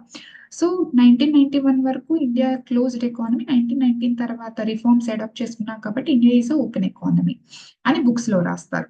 సో యూపీఎస్సీలో క్వశ్చన్ వచ్చింది అనమాట. సో జనరల్ గా what is meant by closed economy అని యూపీఎస్సీలో క్వశ్చన్ వచ్చింది. సో క్లోజ్డ్ ఎకానమీ అంటే ఏంటి? No economic relations with the rest of the world లేకపోవడం, and little economic relations with the rest of the world ఉండడం, and maximum economic relations with the rest of the world ఉండడం, ఇలా different options అనేవి ఇవ్వడం జరిగింది అనమాట. So అయితే only మీకు థియరీ తెలిసింది అనుకోండి, నో ఎకనామిక్ రిలేషన్స్ అని పెడతారు, ఇట్స్ ఓకే. బట్ యూపీఎస్సీలో గ్రూప్స్ కానీ యూపీఎస్సీ కానీ కంటెంట్ మీరు ఎక్కువ చదువుతారు కదా. ఎప్పుడైతే మీ కంటెంట్ ఎక్కువ వచ్చిందో కన్ఫ్యూజన్ స్టార్ట్ అవుతుంది. సో సీ హియర్, ఇక్కడ ఏం జరిగిందంటే జనరల్ గా మీరు బిఫోర్ 1991 ఫేజ్, సో మీకు సింపుల్ గా యాజ్ బిగినర్స్ కింద మనం కన్సిడర్ చేస్తున్నాం కాబట్టి, ఫర్ ఎగ్జాంపుల్ బ్రిటిష్ పీరియడ్ తీసుకుందాం. సో బిఫోర్ 1947 అలాగా. సో బిఫోర్ 1947 ఇండియా నిజంగా రెస్ట్ ఆఫ్ ద వరల్డ్ తో ఎటువంటి ఎకనామిక్ రిలేషన్స్ లేదా? జనరల్ గా మనం చదువుకుంటామే, మన దగ్గర ఉన్న రా మెటీరియల్ మొత్తాన్ని బ్రిటిషర్స్ వాళ్ళు పట్టుకు వెళ్ళిపోయారు, అక్కడి నుంచి వచ్చిన గూడ్స్ ని మొత్తాన్ని ఇండియాలో ఇంపోర్ట్ చేసేవారు, సో దానివల్ల మన ఎకానమీ పడిపోయింది అని చెప్పి ఈ టైప్ ఆఫ్ కాన్సెప్ట్స్ మనం విన్నాం కదా. మరి బ్రిటిష్ వాళ్ళు అక్కడికి వెళ్ళిపోయి అక్కడి నుంచి ఇక్కడికి వచ్చారు, ఈ టైప్ ఆఫ్ ట్రేడ్ విన్నాం కదా. మరి ఇదేంటి ఎకనామిక్ రిలేషన్స్ కాదంటారా? అంటే ఈవెన్ ఇండిపెండెన్స్ కి ముందే మనకి ఎకనామిక్ రిలేషన్స్ అనేవి ఉన్నాయి, isn't it? Okay, for example British period కాకముందు అనుకుందాం, ఫర్ ఎగ్జాంపుల్ మీడియేవల్ హిస్టరీకి వెళ్దాం అనుకుందాం, లైక్ రాజులు రాజ్యాలు అలాంటి టైంలో మీరు అప్పుడు కూడా మీరు అబ్జర్వ్ చేస్తే బ్రిటిషర్స్ రావడానికి కారణం ఏంటి? సో వాళ్ళ దగ్గర ఉన్న గూడ్స్ తీసుకొచ్చి రాజుల దగ్గరకు వచ్చి వాళ్ళు ఇవ్వటం, రాజులు ఏంటంటే దాని యొక్క డిగ్నిటీగా, దాని యొక్క లాయల్ గా వాళ్ళని కన్సిడర్ చేసి రాయల్ గా వాటిని కొనుక్కోవడం, ఇవన్నీ చేసేవారు కదా. అలాగే కదా బ్రిటిషర్స్ వాళ్ళు ఇండియాలోకి ఎంటర్ అవ్వడం జరిగింది. సో ఈవెన్ బ్రిటిషర్స్ వాళ్ళు కూడా మీకు కొంత ఐడియా ఉండుంటే, హిస్టరీ గురించి మీకు ఐడియా ఉండుంటే, సో ఇది యూరోపియన్ కంట్రీ అనుకుంటే, సో సో జనరల్ గా ఏంటంటే ఈ అరబ్ నేషన్స్ నుంచి ఇలా ట్రావెల్ అయ్యి ఇండియాకి వచ్చేయడం జరిగేది అనమాట, యూరోపియన్ కంట్రీస్ జనరల్ గా. ఇది యూరోప్ అనుకుంటే. సో ఇక్కడ ఒట్టమన్ ఎంపైర్ తర్వాత విన్ అవ్వటం ఈ ఏరియాని మొత్తాన్ని, అంటే ఒట్టమన్ ఎంపైర్ కంప్లీట్ ముస్లిమ్స్ కదా, జనరల్ గా ఇది ముస్లిం ఏరియా. జనరల్ గా వీళ్ళు క్రిస్టియన్స్ కదా, వీళ్ళకి మధ్య గొడవలు జరిగి సో ఒట్టమన్ ఎంపైర్ కాన్స్టాంటినోపుల్ ని బ్లాక్ చేయడం, తర్వాత యూరోపియన్స్ ఏంటంటే ఇండియన్స్ తో ట్రేడ్ చేయటం అవ్వక వాళ్ళు తర్వాత ఏం చేశారు, సో వాళ్ళ తర్వాత జనరల్ గా ఏంటంటే ఇక్కడ బ్లాక్ చేశారని చెప్పి అప్పుడే షిప్పింగ్ ఇండస్ట్రీని డెవలప్ చేయడం, ట్రేడ్ ని డెవలప్ చేయడం, అప్పుడు ఓషన్ మీదుగా వెళ్ళడం, ఆఫ్రికాకు వెళ్ళడం, ఆఫ్రికా నుంచి ఇండియాకి రీచ్ అవ్వడం. సో ఈ స్టోరీ అంతా మీరు వినుంటారు. అంటే అసలు యూరోపియన్స్ ఇండియా వరకు రావడానికి కారణమే ట్రేడ్ గురించి. అంటే అప్పుడు ఒట్టమన్ ఎంపైర్ ట్రేడ్ బ్లాక్ చేశారు. అంటే మీరు ఇండిపెండెన్స్ టైంలో మీరు యూరోపియన్స్ ట్రేడ్ చూశారు, and moreover medieval time. So మీరు ప్రిమిటివ్ సొసైటీ, ట్రైబల్ అనుకుందాం for example, even tribal societies లో కూడా ఒక ట్రైబల్ సొసైటీ ఇంకో ట్రైబల్ సొసైటీకి వీళ్ళ దగ్గర ప్రొడ్యూస్ చేసిన వాళ్ళు, వాళ్ళ దగ్గర ప్రొడ్యూస్ చేసిన వీళ్ళు, సో ఇలాంటివన్నీ ఉంటాయి. సో కాబట్టి మీరు సొసైటీ, హ్యూమన్ బీన్ అనేవాడు భూమి మీద ఉన్నప్పటి నుంచి కూడా ఐసోలేటెడ్ గా ఎప్పుడూ లేడు. సో జనరల్ గా ఏంటంటే కమ్యూనిటీ, హోమోసెపియన్స్ కూడా జనరల్ గా మీరు వినే ఉంటారు చిన్నప్పుడు చదువుతున్నప్పుడు, కమ్యూనిటీ బేస్డ్ గా ఉంటారు, కలిసి హంటింగ్ అనేది చేసేవారు అనమాట. ఎందుకంటే ఒక పులితో సింహంతో వాళ్ళు ఆ లైక్ ఫైట్ చేయాలంటే అది చాలా ఫియర్స్ఫుల్ యానిమల్ కదా, ఒక్క హ్యూమన్ బీన్ ఎలా తట్టుకుంటాడు? సో అంత పెద్ద పెద్ద యానిమల్స్ అంటే వాళ్ళు గ్రూప్ లో ఉంటేనే కదా హంటింగ్ చేయగలరు యాక్చువల్ గా. సో హ్యూమన్ బీన్ ఎప్పుడు కూడా ఐసోలేటెడ్ గా ఉండేవాడు కాదు. సో తన కాంపిటేటివ్ యానిమల్స్ ని దాటుకొని తను అలాంటి ఫారెస్ట్ లో తను సస్టైన్ అవ్వాలి అంటే ఖచ్చితంగా గ్రూప్ లో ఉండాలి. సో ఎప్పుడు కూడా మనం ఐసోలేటెడ్ గా లేం. హ్యూమన్ బీన్ అనేవాడు బై నేచర్, వాడు పుట్టిన దగ్గర నుంచి కూడా ఐసోలేటెడ్ గా ఎప్పుడు ఉండడు. సో క్లోజ్డ్ ఎకానమీ అనేది కాన్సెప్ట్ పరంగా ఓకే కానీ ప్రాక్టికల్ గా అలాంటిది ఎప్పుడు ఎగ్జిస్ట్ అవ్వదు. ఎందుకంటే no human society, no economy అలా ఐసోలేటెడ్ గా ఎవరితో ఎటువంటి ఎకనామిక్ రిలేషన్స్ లేకుండా, ఇచ్చిపుచ్చుకోవడం లేకుండా, ట్రాన్సాక్షన్స్ లేకుండా, రెసిప్రోసిటీ అంటాం, ఎక్స్చేంజ్ మెకానిజం లేకుండా ఉండరు. సో వీడి దగ్గర ఉన్నది వాడికి, వాడి దగ్గర ఉన్నది వీడికి, లేకపోతే కొనుక్కోవడం, అమ్ముకోవడం, ఈ టైప్ ఆఫ్ ప్రాసెస్ అనేది ఖచ్చితంగా జరుగుతుంది. సో క్లోజ్డ్ ఎకానమీ అన్న కాన్సెప్ట్ ఓన్లీ థియరిటికల్. అలాంటిది ఒకటి ఉంటుంది అని. బట్ ప్రాక్టికల్ గా వస్తే అలాంటిది ఎక్కడా ఉండదు. ఏ కంట్రీలోనే ఉండదు. ఈవెన్ ఇండియానే కాదు, ఏ కంట్రీలో ఉండదు. Primitive societies like tribal areas లో కూడా ఉండవు అనమాట అలాంటిది. ఓకే. సో మరి ప్రాక్టికల్ గా క్లోజ్డ్ ఎకానమీని మనం ఎలా డిఫైన్ చేస్తామంటే, మరి ఎందుకు ఇండియాని 1991 కి ముందు క్లోజ్డ్ ఎకానమీ అన్నామంటే, 1991 కి ముందు మనకి ట్రేడ్ రిలేషన్స్ చాలా తక్కువ ఉండేవన్నమాట. చాలా లిమిటెడ్ ట్రేడ్ రిలేషన్స్ ఉండేవి అనమాట. అప్పుడు కూడా మీకు ఐడియా ఉంటే 40% ఎఫ్డిఐఏ ఉండేదన్నమాట. సో బ్రిటిషర్స్ వాళ్ళు వచ్చి ఆక్యుపై చేయడం తర్వాత బయట కంట్రీ మన ఇండియాలోకి రానివ్వడానికి మనం భయపడి 40% ఫారిన్ ఇన్వెస్ట్మెంట్ ని అట్రాక్ట్ చేయడం, ఇవన్నీ మీకు ఎక్స్టర్నల్ సెక్టర్ లో డీటెయిల్ గా ఎక్స్ప్లెయిన్ చేస్తాను అవి ఏంటి అనేది. సో ఉండేవి, కాదనట్లేదు, బట్ వెరీ లిటిల్ అనమాట. బ్రిటిషర్స్ పీరియడ్ వచ్చి ఆక్యుపై చేసిన తర్వాత అప్పట్లో సో ఈ కమ్యూనికేషన్ సెక్టర్, ట్రాన్స్పోర్ట్ సెక్టర్ ఇదంతా రోబస్ట్ కాదు కాబట్టి ట్రేడ్ రిలేషన్స్ ఉండేవి చిన్నవి. అండ్ బ్రిటిషర్స్ వచ్చిన తర్వాత కొంత పెరిగినప్పటికీ బ్రిటిష్ వరకు. బట్ దాని తర్వాత మళ్ళీ ఇండిపెండెన్స్ వచ్చిన తర్వాత మనం దాన్ని కంప్లీట్ గా రెస్ట్రిక్ట్ చేసేసాం బికాస్ ఆఫ్ బ్రిటిషర్స్ ఆక్యుపై చేసి. సో మనం జాగ్రత్తగా ఉండాలి రెస్ట్ ఆఫ్ ద వరల్డ్ తో అన్నట్టుగా మనం చాలా లిమిట్ చేసాం. సో 1991 వరకు ట్రేడ్ అనేది చాలా లిమిటెడ్ అనమాట. బట్ 1991 తర్వాత ప్రైవేట్ సెక్టర్ లిబరలైజేషన్ జరిగిన తర్వాత ఏ కంట్రీ అయినా వచ్చి మా ఇండియాలో పెట్టుబడి పెట్టుకోవచ్చు అని చెప్పి మనం డోర్స్ ఓపెన్ చేసాం అనమాట after a long time. So trade అనేది దాని తర్వాత సిగ్నిఫికెంట్ గా ఇంక్రీజ్ అయ్యింది. సో అందుకని రియాలిటీలో ప్రాక్టికల్ గా మనం ఎలా మాట్లాడతామంటే, క్లోజ్డ్ ఎకానమీ అంటే ఏంటంటే little economic relations with the rest of the world. అంటే చాలా తక్కువ అనమాట, small economic relations or little economic relations with the rest of the world.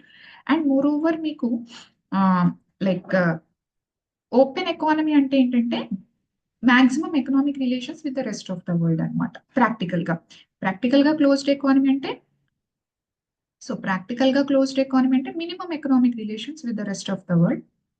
And open economy అంటే maximum economic relations with the rest of the world అనమాట. So ఇది practical గా మనం use చేసేది. ఎందుకంటే థియరిటికల్ గా క్లోజ్డ్ ఏం చెప్తుంది, అసలు ఎటువంటి ఎకనామిక్ రిలేషన్స్ లేకపోవడం, అలా ఎవరు ఉండరు కదా. ఓకే. సో ఇది థియరిటికల్, ఇది ప్రాక్టికల్. సో అందుకే ప్రాక్టికల్ గా ఇండియాని ఏమని పిలుస్తారు, before 1991 closed economy, after 1991 open economy అని పిలుస్తారు అనమాట. I think so you made the point. So ఇంత స్టోరీ తెలిసిన మీరు ఇప్పుడు యూపీఎస్సీలోకి వెళ్ళి కాంపిటేటివ్ ఎగ్జామినేషన్ లోకి వెళ్ళి ఇప్పుడు ఆ క్వశ్చన్ ని చూడగానే థియరిటికల్ గా క్లోజ్డ్ ఎకానమీ అంటే నో ఎకనామిక్ రిలేషన్, కానీ ప్రాక్టికల్ గా స్మాల్ కదా, సో మనం ప్రాక్టికల్ కాబట్టి ఇది పెడదామని అనుకుంటారు. అంటే ఎక్కువ నాలెడ్జ్ తెలిసిన ఒక్కొక్కసారి ప్రమాదమే. ఓకే. కానీ యాక్చువల్ గా ఆ టైంలో యూపీఎస్సీ కీ ఏదైతే ఇచ్చిందో అది ఆన్సర్ నో ఎకనామిక్ రిలేషన్స్ ఇచ్చింది అనమాట. సి హియర్, చాలా మంది ఈ మేజర్ గా ఈ స్టేట్ పిఎస్సి ఎగ్జామినేషన్స్ లో, యూపీఎస్సీ ఎగ్జామినేషన్ లో మేజర్ గా ప్రాబ్లం ఫేస్ చేసేది కీ ఇష్యూస్. కీ జనరల్ గా కీలో చాలా ప్రాబ్లమ్స్ ఉంటాయి. వన్ థింగ్ గుర్తుపెట్టుకోండి, నథింగ్ ఈస్ పర్మనెంట్ అండ్ ఏది యూనివర్స్ లో పర్మనెంట్ కాదు. ఈవెన్ మన యొక్క ఎర్త్ టిల్టే పర్మనెంట్ కాదు, టిల్టే మారిపోద్ది. ఎర్త్ ఇలా ఉంటుంది కదా, ఎర్త్ టిల్ట్ ఇలా కదా ఉంటుంది. ఓకే. సో 23.5 degrees యాంగిల్ తో టిల్టే ఉంటుంది, ఇదే పర్మనెంట్ కాదు. And sun heat energy produce చేయడం అనేది పర్మనెంట్ కాదు. యూనివర్స్ లో ఏది పర్మనెంట్ కాదు. Okay. So everything changes, tilt మారిపోతుంది అండ్ సన్ రియాక్షన్స్ ఎవ్రీథింగ్, ఏది పర్మనెంట్ కాదు. సో అలాంటప్పుడు జనరల్ గా like how can I define, so 1 second, ఎందుకు ఈ కాన్సెప్ట్ మాట్లాడానంటే ఏది పర్మనెంట్ కాదు. సో అలాగే, సో ఇప్పుడు ఇది క్లోజ్డ్ ఎకానమీ అని అన్నారు చూసారా, ఇది థియరిటికల్. ఓకే, ఇది థియరిటికల్. సో వీళ్ళ ఆన్సర్స్ ఎలా ప్రెజ్యూమ్ చేస్తారంటే, నువ్వు ఒకలా ప్రెజ్యూమ్ చేస్తావు ఆ కాన్సెప్ట్ ని, నేను ఒకలా ప్రెజ్యూమ్ చేస్తాను, వేరే పర్సన్ ఒకలా ప్రెజ్యూమ్ చేస్తారు. ఓకే. సో ఇప్పుడు ఫర్ ఎగ్జాంపుల్ క్లోజ్డ్ ఎకానమీ అంటే నో ఎకనామిక్ రిలేషన్స్ అనేది ఒక థియరిటికల్ డెఫినేషన్. కానీ క్లోజ్డ్ ఎకానమీ అంటే మినిమం ఎకనామిక్ రిలేషన్స్ విత్ అనేది ప్రాక్టికల్ డెఫినేషన్. ఇప్పుడు నువ్వు ఏం చేసావు ఆ టైంలో, థియరిటికల్ గా ప్రాక్టికల్ గా ఏది పెట్టాలి, రెండు రైట్ అవుతాయి నీ ఓన్ కాంటెక్స్ట్ లో. ఎందుకంటే అది ఎందుకు పెట్టావు అన్న దానికి నీ దగ్గర ఆన్సర్ ఉంది, నీ దగ్గర నాలెడ్జ్ ఉంది. సో నువ్వు జనరల్ గా ఏం పెట్టావు, యాక్చువల్ గా థియరిటికల్ గా ఇది చెప్తుంది కదా అని నువ్వు మీద ఆన్సర్ పెట్టావు యాక్చువల్ గా. ఓకే. సో బట్ ఎగ్జామినర్ కి ఏమి ఇచ్చాడు, మినిమం ఎకనామిక్ రిలేషన్స్ ఇచ్చాడు అనుకుందాం. ఓకే, అదేంటి నీకు ఆన్సర్ రాదా అంటే అక్కడ వాడు ఈ కాంటెక్స్ట్ లో క్వశ్చన్ ని ప్రెజ్యూమ్ చేసుకున్నాడు. అక్కడ ఏ కాంటెక్స్ట్ లో ఇచ్చాడని నీకు కనబడదు, వాడు అలా ప్రెజ్యూమ్ చేసుకున్నాడు. వాడేంటి ఇదే ఆన్సర్ అని చెప్పేసి ఓకే నేను హ్యూమన్ బీయింగ్స్ తో నాకు సంబంధం లేదు, వాళ్ళకి నచ్చినట్టుగా వాళ్ళు మార్చేసుకుంటారు. సో నా లైక్ మార్చేసుకుంటారు, యాక్చువల్ గా హ్యూమన్ బీయింగ్స్ కి ఏదైతే కావాలో అదే కదా, ప్రాక్టికల్ ఇది కాదా అని నేను కీ ఇది ఇచ్చాను నేను యాక్చువల్ గా. కానీ ఆన్సర్ ఏంటి, థియరీ అయితే ఇది అని నువ్వు థియరీ ఇది కదా నేను పెట్టావు, కానీ వాడు ఆన్సర్ ఇది కీ ఇచ్చాడు.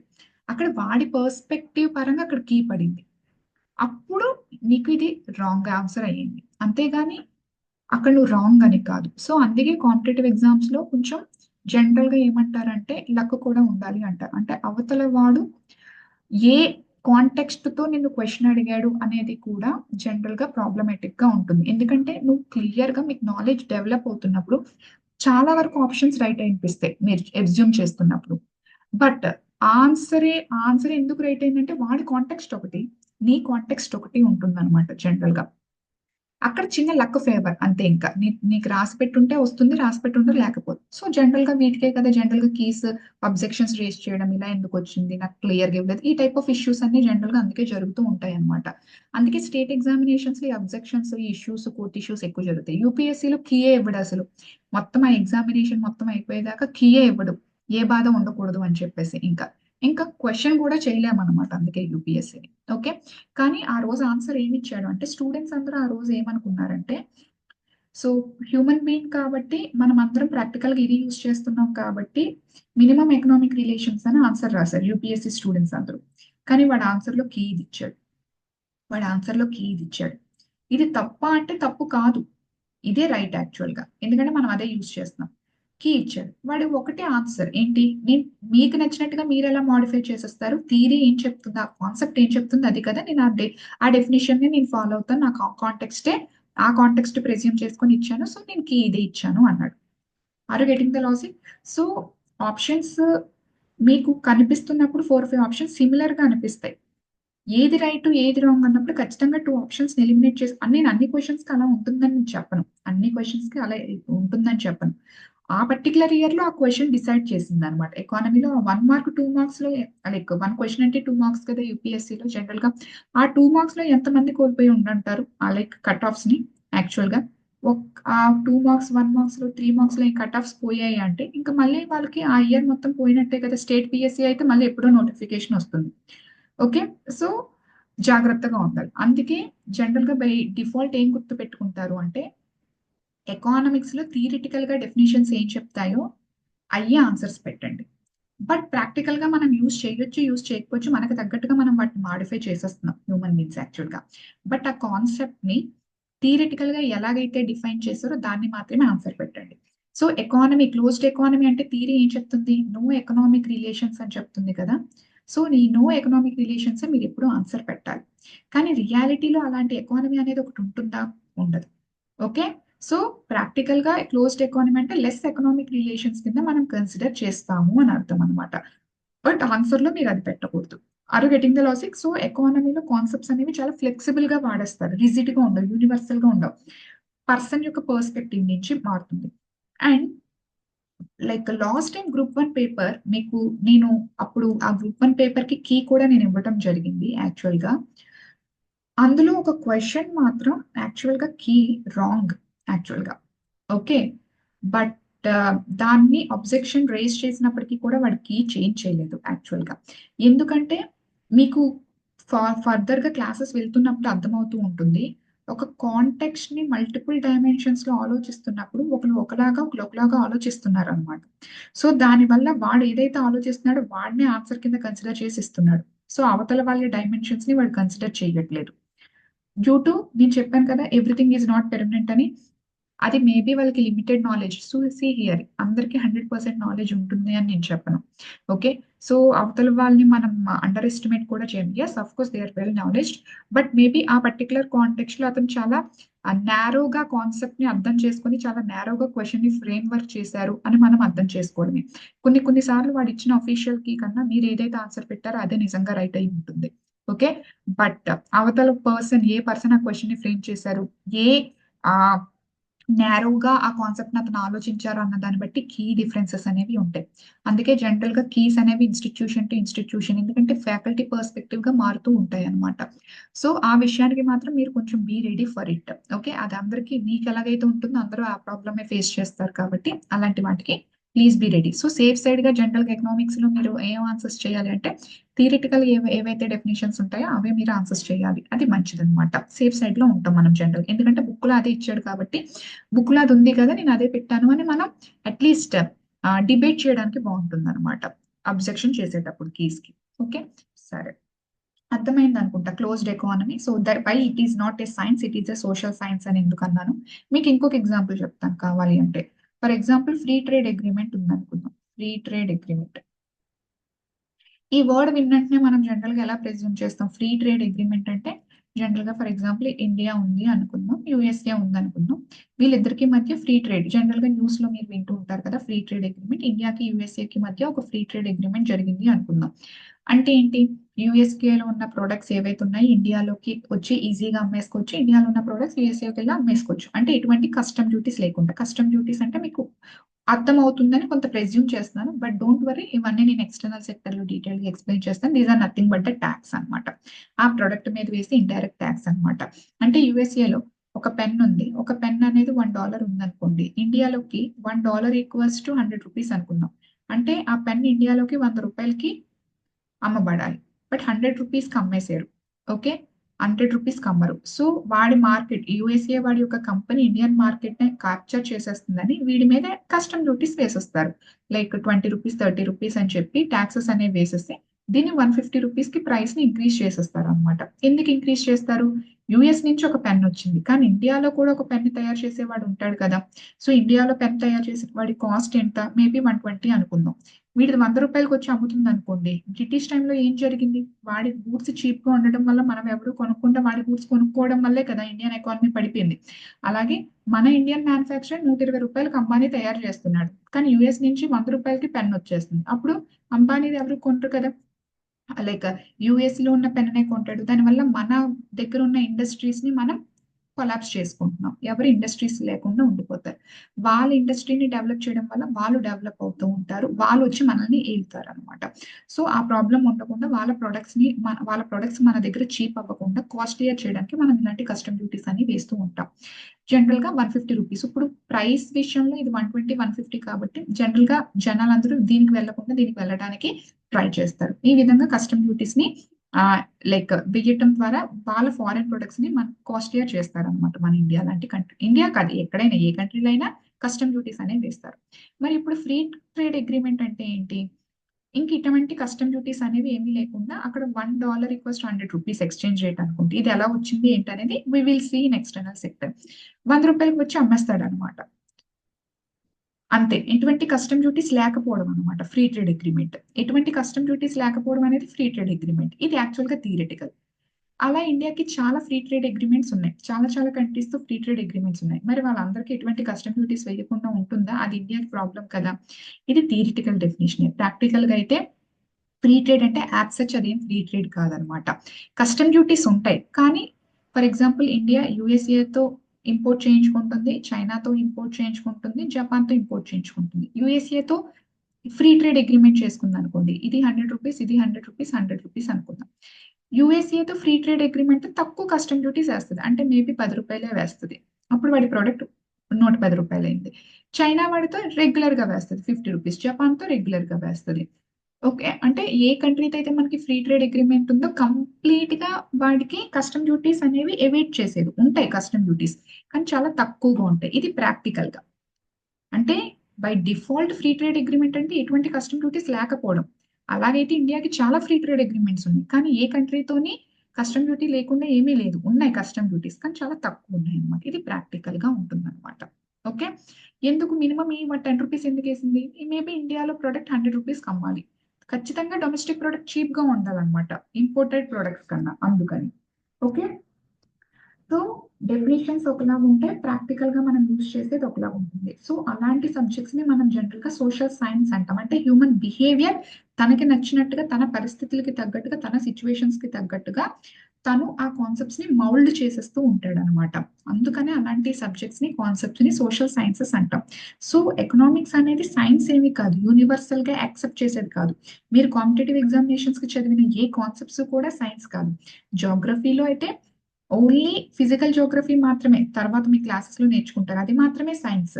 But economic geography, human geography అది సోషల్ సైన్సే వస్తుంది. Economic social science, polity social science, everything మీకు సోషల్ సైన్స్ ఉంటుంది. బికాస్ హ్యూమన్ బిహేవియర్ అందులో ఇన్వాల్వ్ అయ్యి ఉంటుంది కాబట్టి తనకి నచ్చినట్టుగా తను ఆ కాన్సెప్ట్ ని మౌల్డ్ చేయడం జరుగుతుంది. ఓకే, సో నేను మీకు ఇప్పుడు టూ కాన్సెప్ట్స్ ఎక్స్ప్లెయిన్ చేశాను.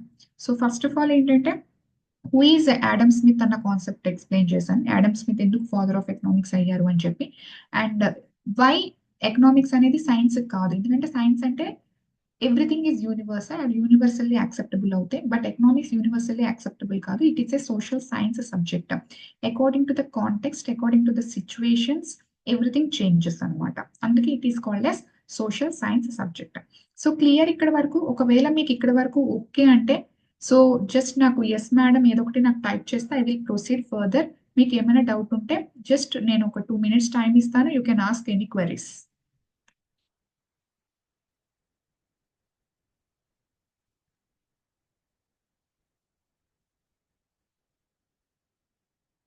అట్లీస్ట్ మీకు అర్థమైంది లేదు నాకు ఏదో ఒకటి మీరు టైప్ చేయాలి. బికాస్ ఇఫ్ యు ఆర్ మీరు మనకి ఫిజికల్ క్లాసెస్ అనుకోండి, I can able to see your faces, I can able to interpret మీకు అర్థమైంది లేదు అనేది. ఇక్కడ మీకు నాకు మధ్య ఇంటరాక్షన్ అనేది ఓన్లీ చాట్ బాక్స్. సో మీరు నాకు టైప్ చేస్తే నేను ఫర్దర్ గా మూవ్ అవ్వగలను. Got it? Okay, thank you. Okay, సరే. ఓకే, సో నెక్స్ట్ అసలు ఎకనామిక్స్ అనేది మనం ఎందుకు చదువుకుంటున్నాం, ఎకనామిక్స్ అనేది మనం ఎందుకు చదువుతున్నాం? ఓకే, సో ఎందుకు state examinations or UP examinations economics అనే సబ్జెక్ట్ ని మీరు చదువుకోవాలి అంటే అన్లెస్ మీకు అర్థం కాకపోతే మీరు అడ్మినిస్ట్రేటర్స్ అవ్వరు, మీరు లైక్ బ్యూరోక్రసీలో ఉండలేరు అని చెప్పేసి ఎందుకు ఈ particular subject in the first place మీకు ఈ సిలబస్ ఇంక్లూడ్ చేయడం జరిగింది. అసలు ఎకనామిక్స్ దేనికోసం అనేది ఫస్ట్ మనకు అర్థం కావాలి. సో ఎకనామిక్స్ యొక్క మేజర్ కన్సర్న్ ఏంటి, ఆ సబ్జెక్ట్ అనేది మనం అసలు ఎందుకు చదువుకోవాలి? ఎందుకు చదువుకోవాలంటే economics major concern for optimal allocation of resources, for optimal allocation of resources, optimal allocation of resources. Economics ఎందుకు చదవాలంటే for optimal allocation of resources. So ఈ టెర్మినాలజీకి మీనింగ్ అర్థం కావాలి. ఆప్టిమల్ ఎలోకేషన్ ఆఫ్ రిసోర్సెస్ అంటే ఏంటి అనేది మనకి ఫస్ట్ ఆఫ్ ఆల్ అర్థం కావాలి. ఓకే, సో మనకి రిసోర్సెస్ అనేవి లిమిటెడా అన్లిమిటెడా చెప్పండి? మనకి రిసోర్సెస్ అనేవి లిమిటెడా అన్లిమిటెడా? టైప్ చేయాలి. మనకి రిసోర్సెస్ అనేవి లిమిటెడా అన్లిమిటెడా?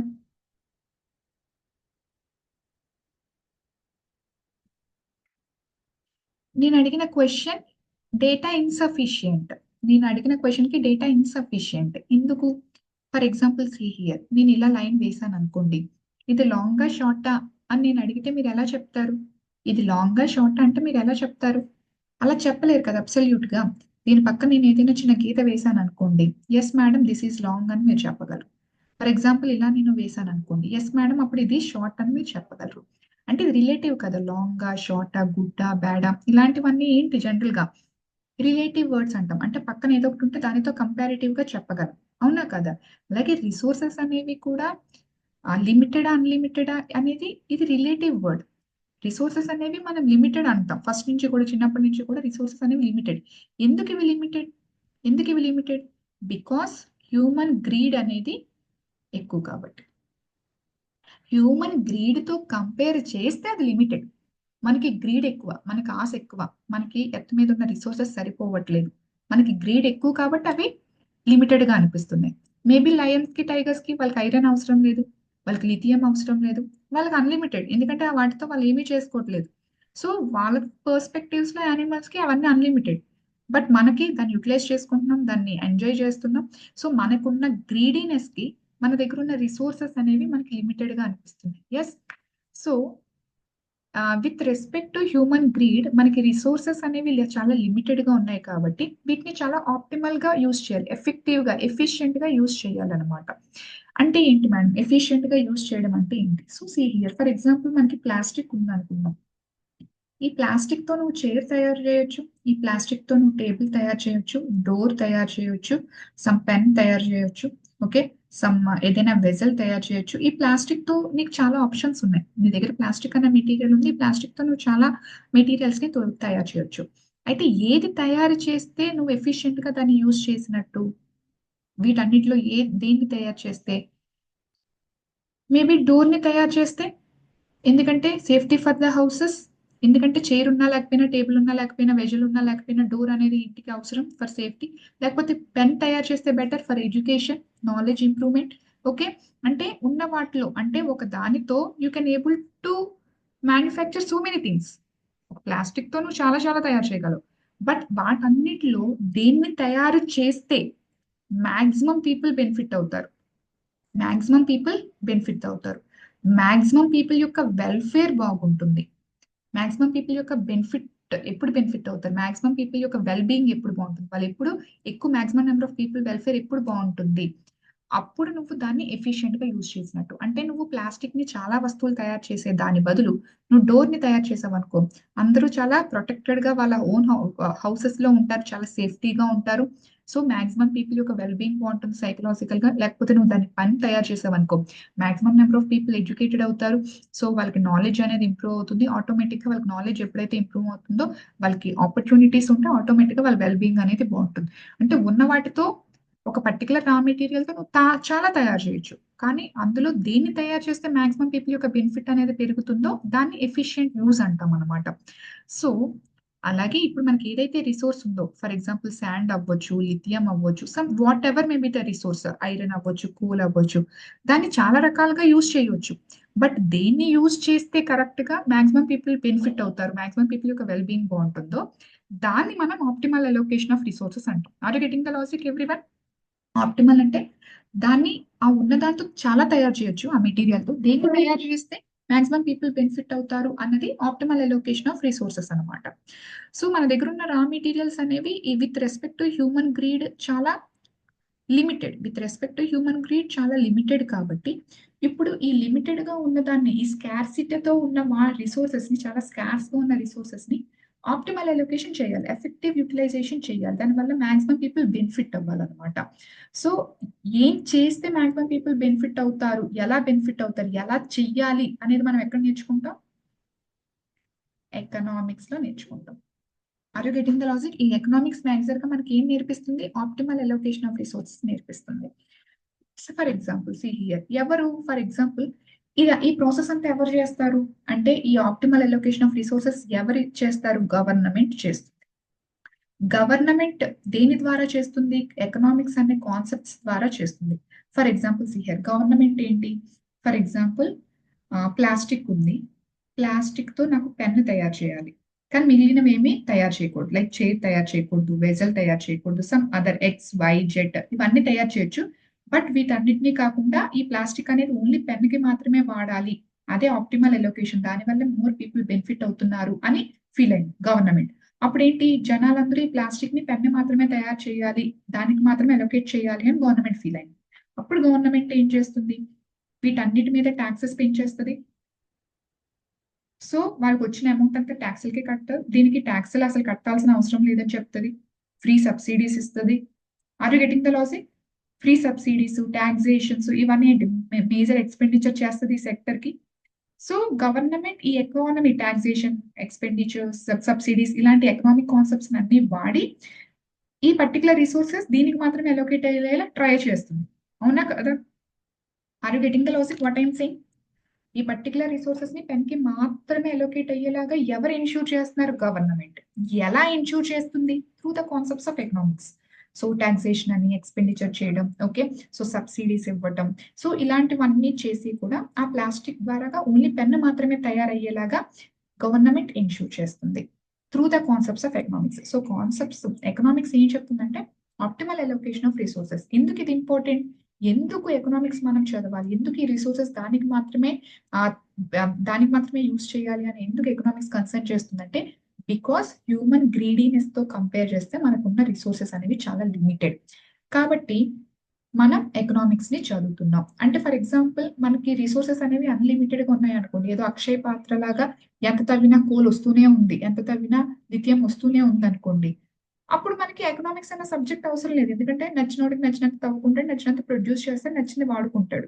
ఇప్పుడు అలా కాదు కదా, ఒక సర్టెన్ ఇయర్స్ తర్వాత కూల్ అయిపోతుంది, సర్టెన్ ఇయర్స్ తర్వాత గోల్డ్ అయిపోతుంది. ఓకే, ఎవ్రీథింగ్ అనేది కన్స్యూమ్ అయిపోతుంది, సో ఎగ్జాస్ట్ అయిపోతుంది. సో ఫర్ ఎగ్జాంపుల్ కేజీఎఫ్ చూసి ఉంటారు, కోలార్ గోల్డ్ మైన్స్. ఓకే, ఏమైంది, గోల్డ్ మొత్తం ఎగ్జాస్ట్ అయిపోయింది. మధ్యప్రదేశ్ లో పన్నా డైమండ్ ఉంటుంది, సో డైమండ్స్ అన్ని ఎగ్జాస్ట్ అయిపోయి.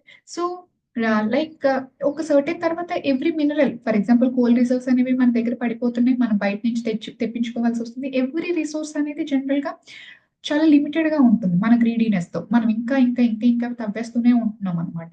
సో కాబట్టి ఆప్టిమల్ ఎలొకేషన్, దాన్ని ఆ కోల్ ని దేనికి కరెక్ట్ గా బెనిఫిట్ గా వాడాలి. ఓకే, సో కోల్ ద్వారా నువ్వు చాలా చేయొచ్చు, కోల్ ద్వారా నువ్వు ఎలక్ట్రిసిటీ ప్రొడ్యూస్ చేయొచ్చు, కోల్ ద్వారా నువ్వు స్టీల్ ప్లాంట్ కి యూజ్ చేయొచ్చు, సో కోల్ ద్వారా నువ్వు డిఫరెంట్ డిఫరెంట్ పర్పసెస్ కి యూజ్ చేయొచ్చు. బట్ దేనికి దాన్ని యూజ్ చేస్తే మాక్సిమం పీపుల్ బెనిఫిట్ అవుతారు అనేది చూసుకొని దానికి తగ్గట్టుగా అలొకేట్ చేయడమే ఎకనామిక్స్ యొక్క మేజర్ కన్సర్న్. దాని గురించే మనం నేర్చుకుంటాం, ఎకనామిక్స్ అదే నేర్పిస్తుంది మనకి త్రూ డిఫరెంట్ కాన్సెప్ట్స్. క్లియర్ ఇక్కడ వరకు everything?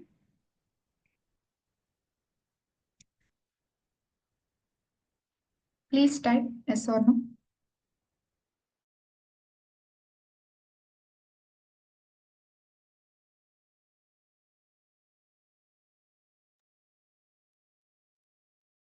Okay, so next one, ఈ ఎకనామిక్స్ అన్న కాన్సెప్ట్స్ యాక్చువల్ గా two types, micro economics and macroeconomics. Microeconomics, macro economics.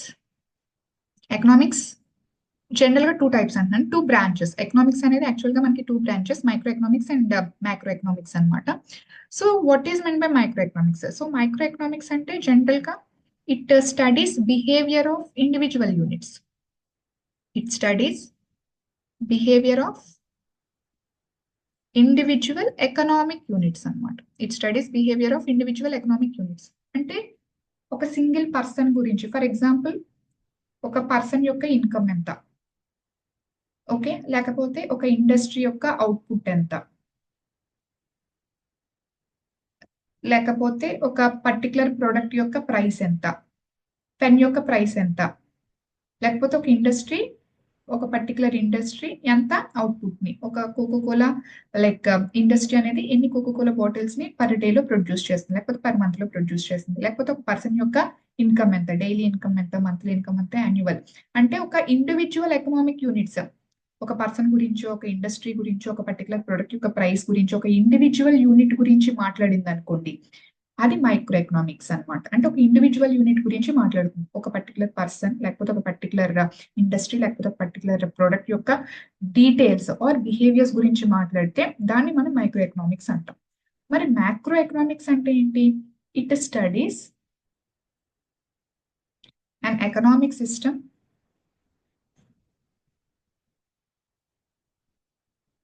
As a whole. మొత్తం ఎకనామిక్ సిస్టమ్ ని ఒక కంప్లీట్ సిస్టమ్ కింద కన్సిడర్ చేస్తుంది అనమాట.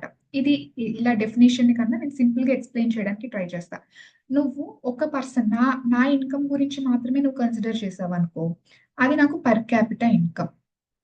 ఈ పర్ క్యాపిటల్ ఇన్కమ్ అంటే ఏంటి? నా యొక్క ఇన్కమ్ గురించి మాట్లాడుతుంది, ఇది micro economics.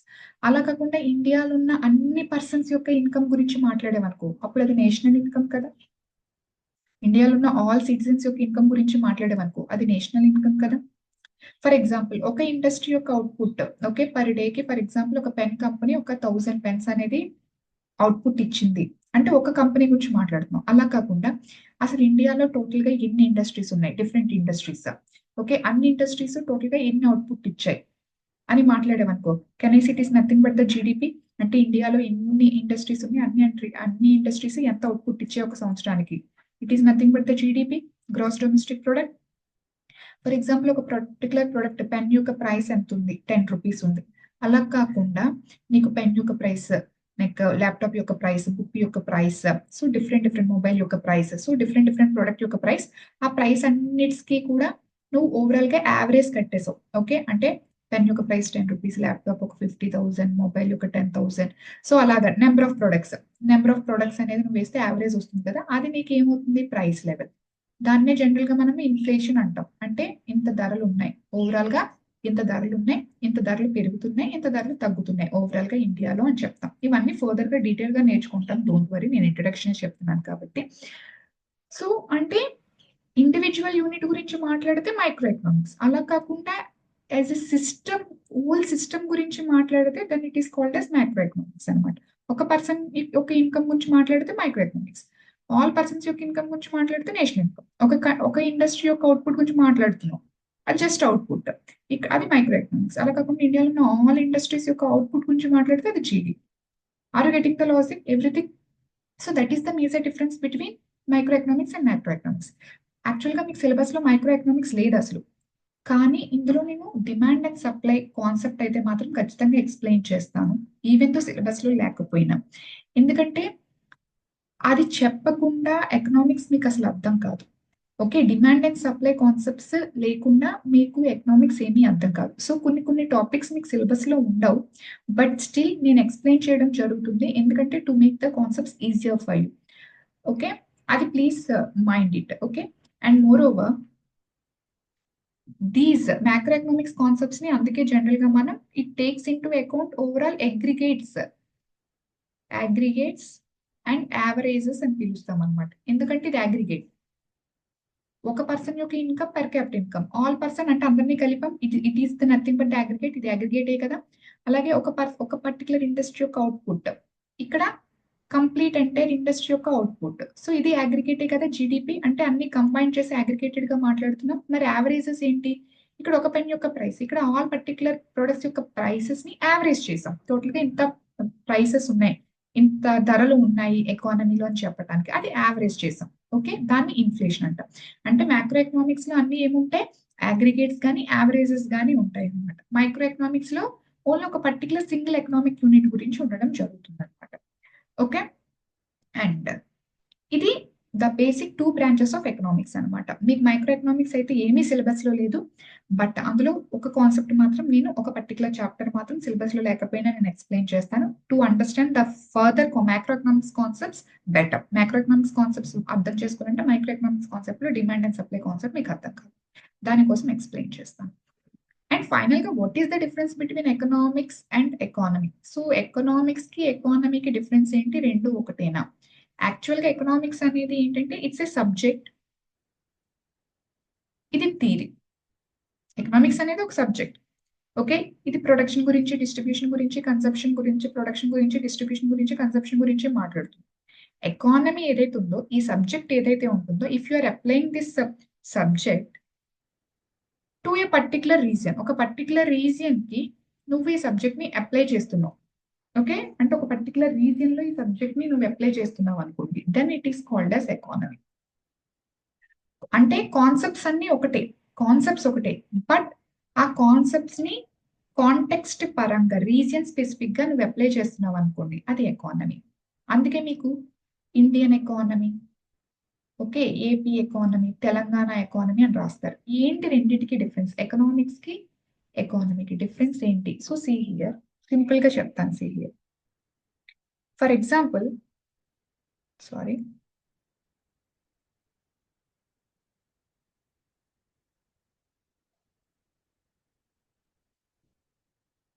For example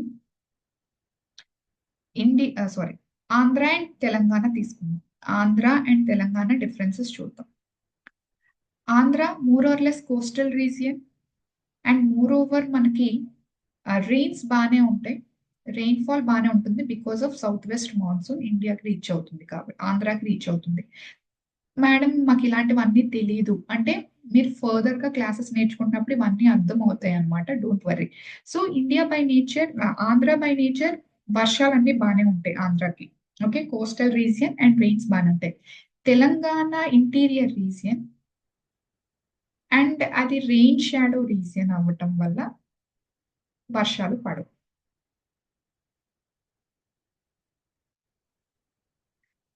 for example ఇది తెలంగాణ, ఇది Andhra, coastal region, and moreover ఇక్కడ నుంచి మనకు వర్షాలు వస్తాయి, సౌత్ వెస్ట్ మాన్సూన్ అంటాం, మీరు వినే ఉంటారు.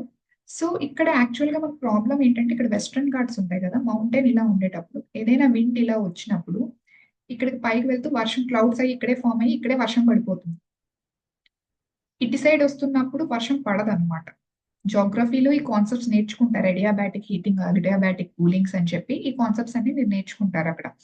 సో దానివల్ల వెస్ట్రన్ ఘాట్స్ ఓరియంటేషన్ ఎలా ఉంది, ఇలా ఉండటం వల్ల ఈ ఏరియాలో మీకు వర్షాలు వర్షం అంతా ఇటువైపు పడిపోతుంది. సో విండ్ ఇటువైపు వచ్చేసరికి వర్షం అనేది ఏమి ఉండదు, మాయిశ్చర్ ఉండదు, వర్షం ఉండదు. కాబట్టి మీకు ఈ తెలంగాణ, అప్పర్ కర్ణాటక, మహారాష్ట్రలో మరత్వాడ రీజన్, వీటన్ని డ్రై రీజన్స్, అసలు వర్షాలు ఉండవు. ఇది ఎవరి వల్ల వచ్చింది అంటే బై జోగ్రఫీ. జోగ్రఫీ వల్ల, ఆ ప్లేస్ అక్కడ ఉండడం వల్ల, నేచర్ వల్ల అక్కడ వర్షాలు పడట్లేదు తెలంగాణలో, అంతే. వర్షాలు లేనప్పుడు గ్రౌండ్ వాటర్ ఉండదు కదా, under soil, under water. Ground water అనే వర్షాలు ఉంటేనే కదా గ్రౌండ్ వాటర్ ఉంటుంది. సో వర్షాలు లేవు కాబట్టి గ్రౌండ్ వాటర్ ఉండదు. సో కాబట్టి అగ్రికల్చర్ ప్రాబ్లం తెలంగాణలో, ఎందుకంటే నువ్వు రైస్ లేకపోతే షుగర్ కేన్ పండించడానికి అక్కడ అవ్వదు, ఎందుకంటే గ్రౌండ్ వాటర్ లేదు, వర్షాలు లేవు. సో ఇప్పుడు నువ్వు రోబస్ట్ ఇరిగేషన్ సిస్టమ్ అంటే పెద్ద పెద్ద కెనల్స్ కట్టి ఇరిగేషన్ సిస్టమ్ ని డెవలప్ చేస్తే తప్పితే మొత్తం అంతా కూడా నీకు సాగు చేయడానికి అవ్వదు. సో అగ్రికల్చర్ ఫ్లరిష్ అవ్వలేదు తెలంగాణలో. And more over industry flourish అవ్వలేదు. ఎందుకు ఫ్లరిష్ అవ్వలేదు? ఎందుకంటే వాటర్ అంటూ ఉంటేనే కదా ఇండస్ట్రీ డెవలప్ అవ్వడానికి. ఓకే, మినిమం వాటర్ లేకపోతే ఇండస్ట్రీ ఎలా ఫ్లరిష్ అవుతుంది? ఎందుకంటే ఖచ్చితంగా ఇండస్ట్రీకి వాటర్ కావాలి కదా. సో అక్కడ వాటర్ అనేది మేజర్ ఇంపార్టెంట్. ఏ ఏరియాకైనా డెవలప్ అవ్వాలి అంటే వాటర్ చాలా ఇంపార్టెంట్. అందుకే మీరు వినుంటే ఎప్పుడు కూడా రివర్స్ పక్కనే సివిలైజేషన్స్ అనేవి డెవలప్ అయ్యాయి. ఎందుకు ఇండస్ వ్యాలీ సివిలైజేషన్ అంటాం, ఎందుకు ఇండస్ రివర్ దగ్గర మాత్రమే డెవలప్ అయింది? Okay, so Indus, okay, beers, Ravi, Sutlej, ఇది ఎందుకు? బికాస్ ఇక్కడ మాత్రం ఇండస్ వ్యాలీ సివిలైజేషన్ ఎందుకు డెవలప్ అయింది? బికాస్ అక్కడ వాటర్ అవైలబిలిటీ ఉంది కాబట్టి డెవలప్ అయింది. ఓకే, ఫర్ ఎగ్జాంపుల్ మీరు ఈజిప్ట్ తీసుకుంటే, మిసిసిపి రీజియన్ తీసుకుని ఇవన్నీ లైక్ మీసోపియన్ సివిలైజేషన్ తీసుకుంటే ఇవన్నీ రివర్స్ పక్కనే ఎప్పుడు కూడా నీకు డెవలప్మెంట్ జరుగుతుంది, ఎందుకంటే అక్కడ అగ్రికల్చర్ ఫ్లోరిష్ అవుతుంది కాబట్టి ఏదైనా ఇన్నోవేషన్ చేయడానికి అవుతుంది. సో జోగ్రఫీ పరంగా తెలంగాణకి ఈ పర్టికులర్ ఇష్యూ ఉంది, అగ్రికల్చర్ ఫ్లోరిష్ అవ్వడానికి, ఇండస్ట్రీ ఫ్లోరిష్ అవ్వడానికి నిజంగా వర్షం లేదు. ఇది సౌత్ వెస్ట్ మాన్సూన్ యొక్క ప్రాబ్లం అనమాట. వెస్ట్రన్ ఘాట్స్ అలా ఉండటం వల్ల వెస్ట్రన్ ఘాట్స్ సాపం ఉంటుంది, ప్రాబ్లం ఉంటుంది తెలంగాణకి. ఇండియాకి, ఆంధ్రాకి అది ఉండదు. ఆంధ్రాకి ఆ ప్రాబ్లం ఉండదు, ఎందుకంటే ఆంధ్రాకి బ్రాంచ్ అనేది ఇలా వెళ్తుంది. ఇక్కడ సౌత్ వెస్ట్ మాన్సూన్ ఇది Arabian branch, bay of Bengal branches ఉంటాయి, we learn in geography. So ఇక్కడ ప్రాబ్లం ఏమి ఉండదు, ఆంధ్రాకి మంచిగానే వర్షాలు పడతాయి ఆంధ్రాకి యాక్చువల్ గా. అండ్ మోర్ ఓవర్ అది కోస్టల్ రీజియన్ కూడా. సో కోస్టల్ రీజియన్ ఉండడం వల్ల మంచి సాయిల్ ఉంటుంది. అండ్ మోర్ ఓవర్ మంచి వర్షాలు పడడం వల్ల ఇక్కడ అగ్రికల్చర్ ఫ్లోరిష్ అవుతుంది. కోస్టల్ రీజియన్ అవడం వల్ల ఇండస్ట్రీ ఫాస్ట్ గా రావడానికి ట్రై చేస్తుంది because of port accessibility. Port accessibility trade కి బాగుంటుంది కాబట్టి. అంటే బై జోగ్రఫీ ఆంధ్రాకి కొన్ని అడ్వాంటేజెస్ ఉన్నాయి, బికాస్ వర్షాలు బాగా పడతాయి. Okay, because of geography. And more over coastal reason కాబట్టి పోర్ట్ యాక్సెసిబిలిటీ ఉంటుంది, ఇండస్ట్రీ డెవలప్మెంట్ ఉంటుంది, ఎవ్రీథింగ్ అనేది ఉండడం జరుగుతుంది అనమాట. సో ఇప్పుడు ఈ రీజియన్ బై నేచర్ ఒకటి కాదు. ఓకే, ఆఫ్రికాలో చాలా రిసోర్సెస్ ఉన్నాయి, జపాన్ లో రిసోర్సెస్ ఏమీ లేవు. సో ఇప్పుడు ఇక్కడ ఏదైతే ఎకనామిక్స్ కాన్సెప్ట్స్, ఈ రిసోర్సెస్ ను వాడడం గురించే కదా ఎకనామిక్స్ కాన్సెప్ట్స్. ఇక్కడ రిసోర్సెస్ ఉన్నాయి, ఇక్కడ రిసోర్సెస్ లేవు.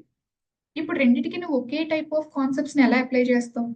అప్లై చేయలేవు కదా, సిచ్యువేషన్ తగ్గట్టు మారిపోతారు కదా, రిసోర్సెస్ కి తగ్గట్టు మారిపోతాయి కదా. ఇప్పుడు ఫర్ ఎగ్జాంపుల్ ఇక్కడ నీకు కోల్ ఉంది, ఇక్కడ నీకు కోల్ లేదు, అసలు నువ్వు ఇక్కడ కోల్ కి తగ్గ పాలసీయే ఫామ్ చేయలేవు. కోల్ లేకపోయింది అనుకోండి, ఎలక్ట్రిసిటీ ప్రాబ్లం, ఎలక్ట్రిసిటీ పాలసీ వేరేగా ఉంటుంది. కోల్ లేదు కదా, ఇప్పుడు ఎలక్ట్రిసిటీ ఏంటి? మేబీ నువ్వు హైడ్రో ఎలక్ట్రిక్ పవర్ ద్వారా నువ్వు తెప్పించుకోవాలి, లేకపోతే న్యూక్లియర్ ద్వారా చేయించాలి, లేకపోతే సోలార్ ఎలక్ట్రిసిటీ. నీ పాలసీ మారిపోయింది కదా. ఇక్కడ కోల్ చాలా ఉంది, చాలా ఎక్కువ ఉంది. అప్పుడు వాడు ఏంటి, థర్మల్ పవర్ ప్లాంట్స్ గురించి ఎక్కువ ఆలోచిస్తాడు కదా. అంటే ఇక్కడున్న పాలసీ మారిపోయింది కదా బికాస్ ఆఫ్ ద రిసోర్సెస్. మీకు అర్థమవుతుందా? ఆ కాన్సెప్ట్స్ ని వేరే వేరేగా నువ్వు అప్లై చేస్తావు, ఒకేలా నువ్వు అప్లై చేయలేవు. బికాస్ జోగ్రఫీ అంతా ఒకటి కాదు, కంట్రీస్ అన్నిటికీ రిసోర్సెస్ అన్ని ఒకలా లేవు, పరిస్థితులు ఒకటి కాదు. ఫర్ ఎగ్జాంపుల్ యూకేకి ఇండియాకి కాంటాక్ట్ తీసుకోండి. యూకే ఇండియాలో పరిస్థితులు వేరు. యూకే అనేది ఎప్పుడో ఫస్ట్ నుంచి డెమోక్రటిక్ కంట్రీ అయిపోయింది, ఎప్పటి నుంచి అమెరికన్ సివిలైజేషన్ ముందు నుంచే డెమోక్రసీ యూకే. బ్రిటన్ అనేది ఇది ఎప్పుడో మన 1947 తర్వాత డెమోక్రసీ అయ్యింది. మన దగ్గర ఉన్న రిసోర్సెస్ అన్ని వీళ్ళు పట్టుకు వెళ్ళిపోయారు. ఇప్పుడు యూకేలో ఉన్న పాలసీ ఇండియాలో ఉన్న పాలసీ ఒకలాగా ఉండలేదు. ఎందుకంటే ఇక్కడ చాలా ఇష్యూస్ ఉన్నాయి. ఇక్కడ క్యాస్ట్ ఇష్యూస్ ఉన్నాయి, రిలీజియన్ ఇష్యూస్ ఉన్నాయి. అండ్ మోర్ ఓవర్ మొత్తం రిసోర్సెస్ అంతా డ్రైన్ అయిపోయి వేరే వేరే కంట్రీస్ కాలనీస్ రూపంలో పట్టుకెళ్ళిపోయి.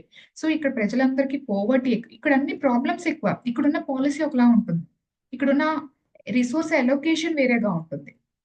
ఇక్కడ అలా కాదు, ఇక్కడ పరిస్థితులు వేరు. ఇక్కడ రిసోర్స్ అలొకేషన్ ఒకలా ఉంటుంది, ఇక్కడ ఉన్న రిసోర్సెస్ వేరేగా ఉంటాయి. కాబట్టి రిసోర్స్ అలొకేషన్ ఒకలా ఉంటుంది. ఇక్కడ అన్ని కంట్రీలను దోచుకొని వీడు డెవలప్ అయ్యాడు, కాబట్టి ఇక్కడ పాలసీ ఫ్రేమ్వర్క్ వేరేగా ఉంటుంది. ఎందుకంటే వీడి దగ్గర డబ్బు ఉంది, వీడి దగ్గర డబ్బు లేదు. సో పరిస్థితులు వేరు, బికాజ్ రిసోర్సెస్ వేరు, పరిస్థితులు వేరు, ఎవ్రీథింగ్ డిఫర్. కాబట్టి ఆ కాన్సెప్ట్స్ ని ప్రతి కంట్రీ ఒకేలా అప్లై చేయలేదు, ప్రతి రీజియన్ ఒకేలా అప్లై చేయలేదు. వాళ్ళ రీజియన్ కున్న కాంటెక్స్ట్ బట్టి ఆ పాలసీస్ ని వాళ్ళకి తగ్గట్టుగా వాళ్ళు ఆ కాన్సెప్ట్స్ ని మార్చుకుంటూ అప్లై చేసుకుంటూ ఉంటారు. Are you getting the logic? So దానివల్ల Telangana economy somewhat different from AP economy. అందుకే పాలసీస్ మారుతూ ఉంటాయి because of the resources. Indian economy is different from AP economy కదా, ఎందుకంటే ఇండియాకి ఎంటైర్ ఇండియా మొత్తం, బట్ ఏపీకి ఏపీ వరకే మాత్రమే కదా రిసోర్సెస్ అనేది కన్సిడర్ చేయాలి. Where is my whiteboard? 1 second.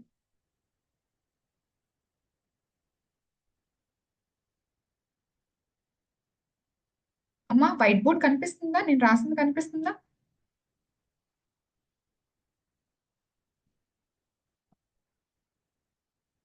Please reply.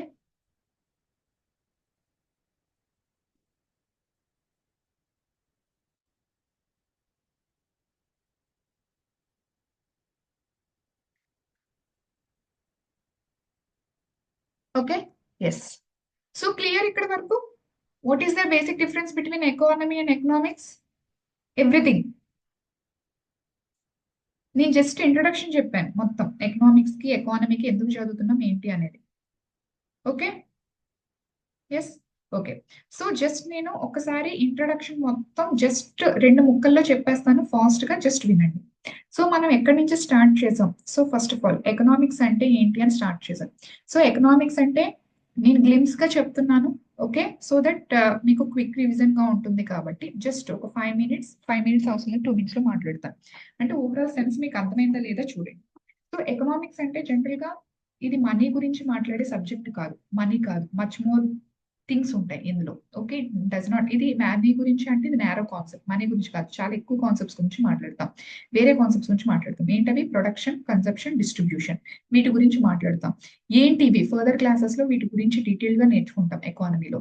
ఇది చాలా ఇంపార్టెంట్. దీన్నే జనరల్ గా ఒక ఎకానమీకి వెల్త్ అంటాం, అంటే ఆస్తి అంటాం. ఓకే, కంట్రీకి ప్రొడక్షన్, కన్సప్షన్, డిస్ట్రిబ్యూషన్ అనేది చాలా ఇంపార్టెంట్, అది వెల్త్ అంటాం అనమాట. ఎందుకు అది వెల్త్ అంటాము అనేది ఫర్దర్ క్లాసెస్ లో మీకు అర్థమవుతుంది. బికాస్ దీని వల్లే మీకు ఇన్కమ్ అనేది, సంపాదన అనేది సృష్టించబడుతుంది అనమాట. ఎలాగనేది will see further classes. And Adam Smith ఎవరైతే ఉన్నారు, he is the father of economics.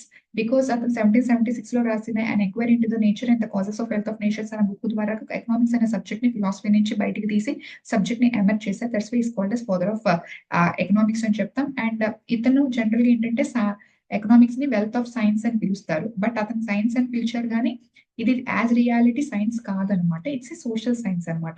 ఎందుకంటే సైన్స్ లో లాస్ అనేవి చాలా యూనివర్సల్ గా ఉంటాయి, రిజిడ్ గా ఉంటాయి. బట్ సోషల్ సైన్స్ లో లాస్ అనేవి రిజిడ్ గా ఉండవు, సిచ్యువేషన్స్ తగ్గట్టుగా, కాంటెక్స్ట్ తగ్గట్టుగా హ్యూమన్ బిహేవియర్ మార్చేస్తూ ఉంటాడు అనమాట. దానికి నేను ఎగ్జాంపుల్ మీ క్లోజ్డ్ ఎకానమీ గురించి మాట్లాడాను, free trade agreement, real examples అనేది నేను కన్సిడర్ చేసి నేను మాట్లాడడం జరిగింది అనమాట. నెక్స్ట్ వన్, అసలు ఎకనామిక్స్ ఎందుకు చదువుతున్నాము అంటే ఆప్టిమల్ ఎలోకేషన్ ఆఫ్ రిసోర్సెస్.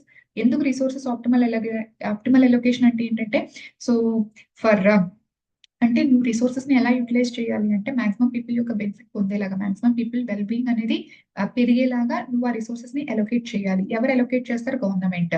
దానికోసం దేని యూజ్ చేస్తుంది? ఎకనామిక్ కాన్సెప్ట్స్ ని యూజ్ చేస్తుందని చెప్పాను. దాన్ని ఆప్టిమల్ అలొకేషన్ ఆఫ్ రిసోర్సెస్. ఎందుకంటే హ్యూమన్ గ్రీడ్ తో కంపేర్ చేస్తే హ్యూమన్ యొక్క దగ్గర ఉన్న రిసోర్సెస్ చాలా లిమిటెడ్ గా ఉన్నాయి కాబట్టి తన గ్రీడీనెస్ తో కంపారిటివ్ గా అది లిమిటెడ్ కాబట్టి ఆప్టిమల్ అలొకేషన్ ఖచ్చితంగా చేయాలి. Okay, and moreover economics లో 2 బ్రాంచెస్ అనేవి ఉంటాయి, micro economics and micro economics. Microeconomics అంటే single individual economic unit, microeconomic అంటే యాజ్ ఎ సిస్టమ్ హోల్ గా మనం కన్సిడర్ చేస్తాము అని చెప్పాను. And finally what is the difference between economics and economy అనేది ఎక్స్ప్లెయిన్ చేశాను. ఎకనామిక్స్ అనేది ఓన్లీ కాన్సెప్ట్స్, బట్ ఎకానమీ అనేది రీజియన్ స్పెసిఫిక్ గా కాన్సెప్ట్స్ ని అప్లై చేసే మేనర్ అనేది మారుతుంది. సో కొంత డిఫరెన్స్ అనేది ఉంటుంది అని చెప్పడానికి ట్రై చేశాను. So this is all about the introduction. So clear ఇక్కడ వరకు ఎవ్రీథింగ్? ఎందుకు చదువుతున్నాం ఏంటి అనేది.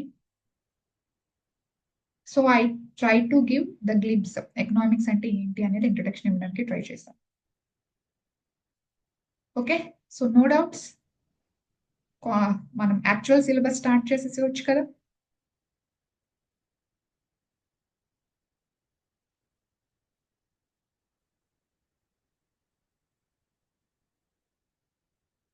Yeah, okay,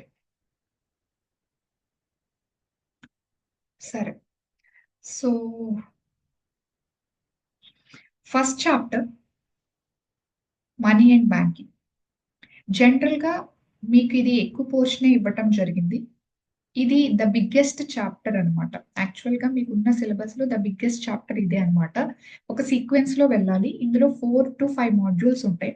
first of all money అంటే ఏంటి, డిఫరెంట్ టైప్స్ ఆఫ్ మనీ అంటే ఏంటి, అండ్ మోర్ ఓవర్ ఆర్బీఐ యొక్క రోల్ ఏంటి. So different different money printing ఎలా చేస్తారు, ఎందుకు చేస్తారు, లైక్ ఎవరు ప్రింట్ చేస్తారు, ఈ కాన్సెప్ట్స్ అన్ని మనం మాట్లాడుకుంటాం. అండ్ ఇక్కడ ఆర్బీఐలో మీకు సిఆర్ఆర్ అంటే ఏంటి, ఎస్ఎల్ఆర్ అంటే ఏంటి, repo rate, reverse repo rate, marginal standing facility, post offices కి నార్మల్ బ్యాంక్స్ కి డిఫరెన్సెస్ ఏంటి, అండ్ బ్యాంక్స్ లో different types of banks, cooperative banks, regional rural banks, commercial banks, small finance banks, payment banks, వీటి మధ్య differences ఏంటి, post office కి వీటికి differences ఏంటి, అండ్ మోర్ ఓవర్ మీకు mutual funds, chit funds, like alternative investment funds, so different different ఉన్నాయి, real estate funds, so వీటన్నిటికీ differences ఏంటి, ఇవన్నీ చూస్తాం అనమాట ఈ టాపిక్ లో.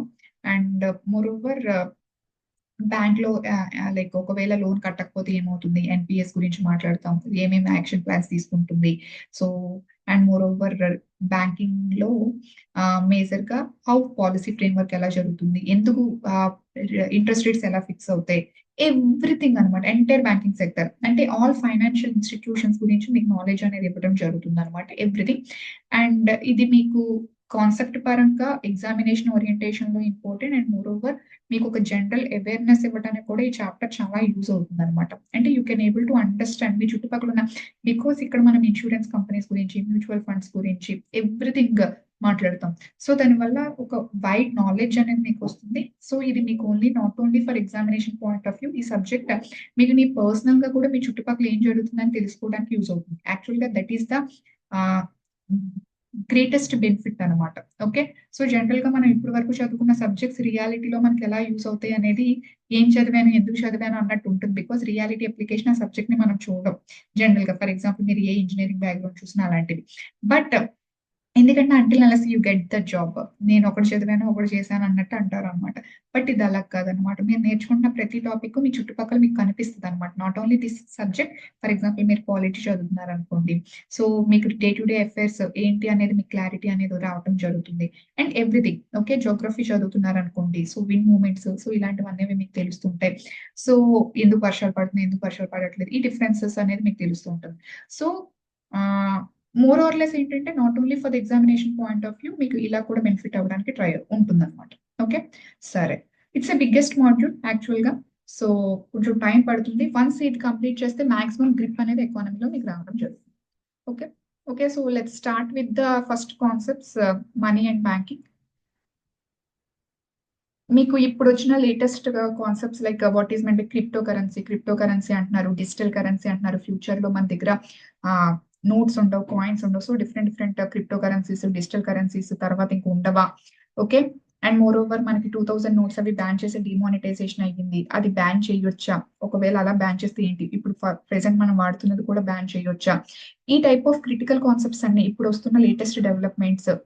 సో ఫర్దర్ గా ఫ్యూచర్ లో ఖచ్చితంగా క్యాష్ అనేది ఉండదు, ఎవ్రీథింగ్ అనేది డిజిటలైజేషన్ అయిపోతుంది. దాన్ని ఎలా చేస్తారు, అది హ్యూమన్ బీన్ ఎలా దాన్ని యాక్సెప్ట్ చేస్తుంది అనేది మీకు అర్థం కావాలంటే, అంటే ఇప్పుడు వస్తున్న కాంప్లికేటెడ్ కాన్సెప్ట్స్ ని మీరు అర్థం చేసుకోవాలంటే you have to understand the basic concepts of money. So అది అర్థమైతేనే అది అర్థమవుతుంది. Okay, so what is meant by money. So money అంటే ఏంటి ఇంతకి, మనీ అన్న కరెన్సీ అన్న ఒకటేనా ఇంతకి. మనీ అన్న కరెన్సీ, కరెన్సీ అంటే మేబీ మీ చేతిలో 10 rupee, 20 rupee, 2000 note rupee, so currencies అనేవి ఉన్నాయి కదా. So is it that money. So మీ దగ్గర ఉన్న కరెన్సీనే మనీయా అంటే, కరెన్సీ ఖచ్చితంగా మనీ. మీ చేతిలో ఏదైతే ఉందో, అమౌంట్ ఏదైతే ఉందో, కరెన్సీ ఏదైతే ఉందో అది ఖచ్చితంగా మనీ. కానీ అది మాత్రమే మనీ అని నేను చెప్పను అనమాట. అంటే మీ చేతిలో ఉన్న కరెన్సీ మనీనే, కానీ అది మాత్రమే మనీ కాదనమాట.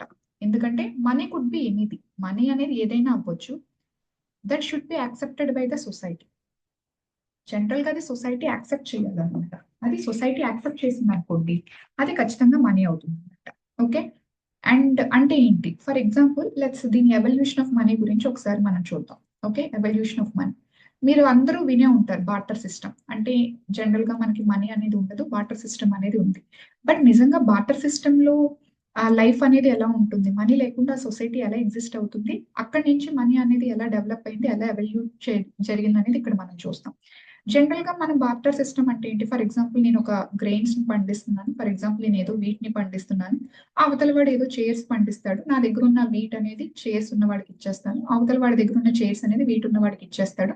సో ఈ విధంగా ఎక్స్చేంజ్ ఆఫ్ గూడ్స్ అనేది జరుగుతూ ఉంటుంది. ఇంతే కదా బార్టర్ సిస్టమ్ అనుకుంటాం. ఇది చూడడానికి చాలా సింపుల్ గా ఉంటుంది. బట్ ప్రాక్టికల్ గా ఇందులో లైఫ్ అనేది చాలా కాంప్లికేటెడ్ గా ఉంటుంది. యాక్చువల్ గా బార్టర్ సిస్టమ్ లో 2 ఇష్యూస్ ఉన్నాయన్నమాట.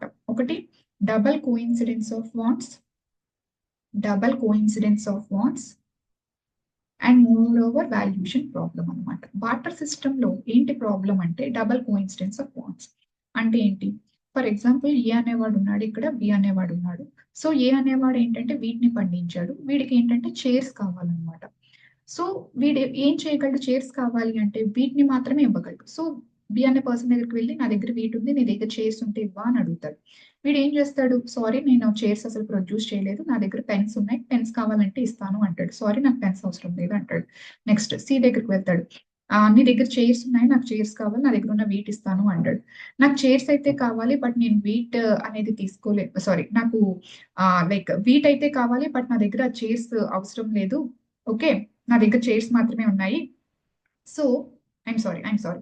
సో 1 సెకండ్, వీట్ ఇస్తానంటాడు. సో సి వాడు ఏంటంటే, సి నా దగ్గర వీట్ ఉంది, నీ దగ్గర ఉన్న చైర్స్ ఇవ్వవా అని అడుగుతాడు. సో సి అనేవాడు ఏంటంటే, సో నాకు వీట్ అయితే కావాలి, బట్ నాకు చైర్స్ అవసరం లేదు, నాకు పెన్సిల్స్ అనేవి ఉన్నాయి. సో అలా చెప్తూ ఉంటాడు అనమాట. సో ఫర్దర్ గా డి దగ్గరికి వెళ్తాడు, లేకపోతే ఈ దగ్గరికి వెళ్తాడు, ఎఫ్ దగ్గరికి వెళ్తాడు. సో డిఫరెంట్ డిఫరెంట్ పర్సన్స్ దగ్గరికి వెళ్ళడం జరుగుతుంది అనమాట. అంటే ఏ పర్సన్ ని వాడు మీట్ అవ్వాలి? ఏ పర్సన్ వాడు మీట్ అవ్వాలంటే వీడి దగ్గరున్న ఏ దగ్గరున్న వీట్ అనేది వాడికి ఖచ్చితంగా కావాలి. మేబీ వీడు ఏమంటాడు? నాకు వీట్ వద్దు, నాకు రైస్ కావాలి అంటాడు. వీడు అంటాడు నాకు వీట్ వద్దు, ఫర్ ఎగ్జాంపుల్ నాకు అదర్ గ్రెయిన్స్ కావాలి అని చెప్తాడు. నాకు వీట్ వద్దు, ఫర్ ఎగ్జాంపుల్ నాకు అదర్ మెటీరియల్ కావాలి అని చెప్తాడు. అంటే వీడి దగ్గర ఉన్న వీట్ అనేది అవతల వాడు ఖచ్చితంగా కొనుక్కోవాలి. Are you getting the logic? వీడి దగ్గర ఉన్న వీట్ వీడికి ఖచ్చితంగా యూటిలైజ్ అవ్వాలి, వీడు కొనుక్కోవాలి.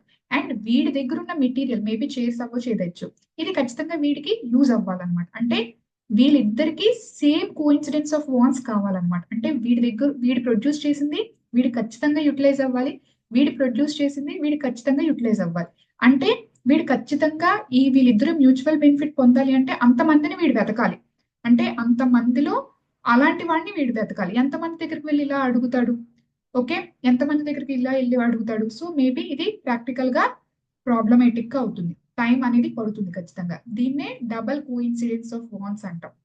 అంటే ఇద్దరికి వాళ్ళ యొక్క వాంట్స్ అనేవి కోఇన్సిడెన్స్ అవ్వాలి అనమాట. వీడికి కావాల్సింది వాడికి, వాడికి కావాల్సింది వీడికి ఏంటంటే ఖచ్చితంగా కోఇన్సిడెన్స్ అవ్వాలి వాంట్స్ అనేవి. అలా జరిగినప్పుడు మాత్రమే అక్కడ ట్రాన్సాక్షన్ అనేది జరుగుతుంది. ఇది ఫస్ట్ ప్రాబ్లం బార్టర్ సిస్టమ్ లో. అండ్ సెకండ్ ప్రాబ్లం అంటే ఏంటి? సెకండ్ ప్రాబ్లం ఏంటంటే వాల్యుయేషన్ ప్రాబ్లం అనమాట. సో వాల్యుయేషన్ ప్రాబ్లం అంటే ఇప్పుడు ఫర్ ఎగ్జాంపుల్ మన దగ్గర ఒక పెన్ ఉంది. ఒక పెన్ ని 10 రూపీస్ అని చెప్పేసి, ల్యాప్టాప్ ఫర్ ఎగ్జాంపుల్ ఒక 50,000 రూపీస్ అని చెప్పేసి, సో డిఫరెంట్ డిఫరెంట్ గా మనం ఒక వాల్యుయేషన్ ఇస్తాం. బట్ బార్టర్ సిస్టమ్ లో అలా మనీ అనేది ఏమి ఉండదు కదా. సో వాళ్ళు ఏంటి? ఓకే, 1 kg ఆఫ్ వీట్ కి maybe 20 chairs, maybe 1 kg of wheat కి 10 టేబుల్స్, 1 kg ఆఫ్ వీట్ కి 1 ల్యాప్టాప్, 1 kg ఆఫ్ వీట్ కి, అంటే ఇక్కడ ఏదైతే ఎక్స్ వై జెడ్ ప్రొడక్ట్స్ ఏవైతే ఉన్నాయో ప్రతి దానికి వీళ్ళు ఈ విధంగా వాల్యుయేషన్ పెట్టుకోవాలి. అంటే ఒక కేజీ వీటికి 20 చైర్స్, 10 టేబుల్స్, ఒక ల్యాప్టాప్, 2 మొబైల్స్, 3 బుక్స్. సో ఈ విధంగా ప్రతి దానికి వాల్యుయేషన్ ఇవ్వాలి. ఇది ఇక్కడతో ఆగిపోతుందా? ఫర్ ఎగ్జాంపుల్ టేబుల్ అనుకుందాం.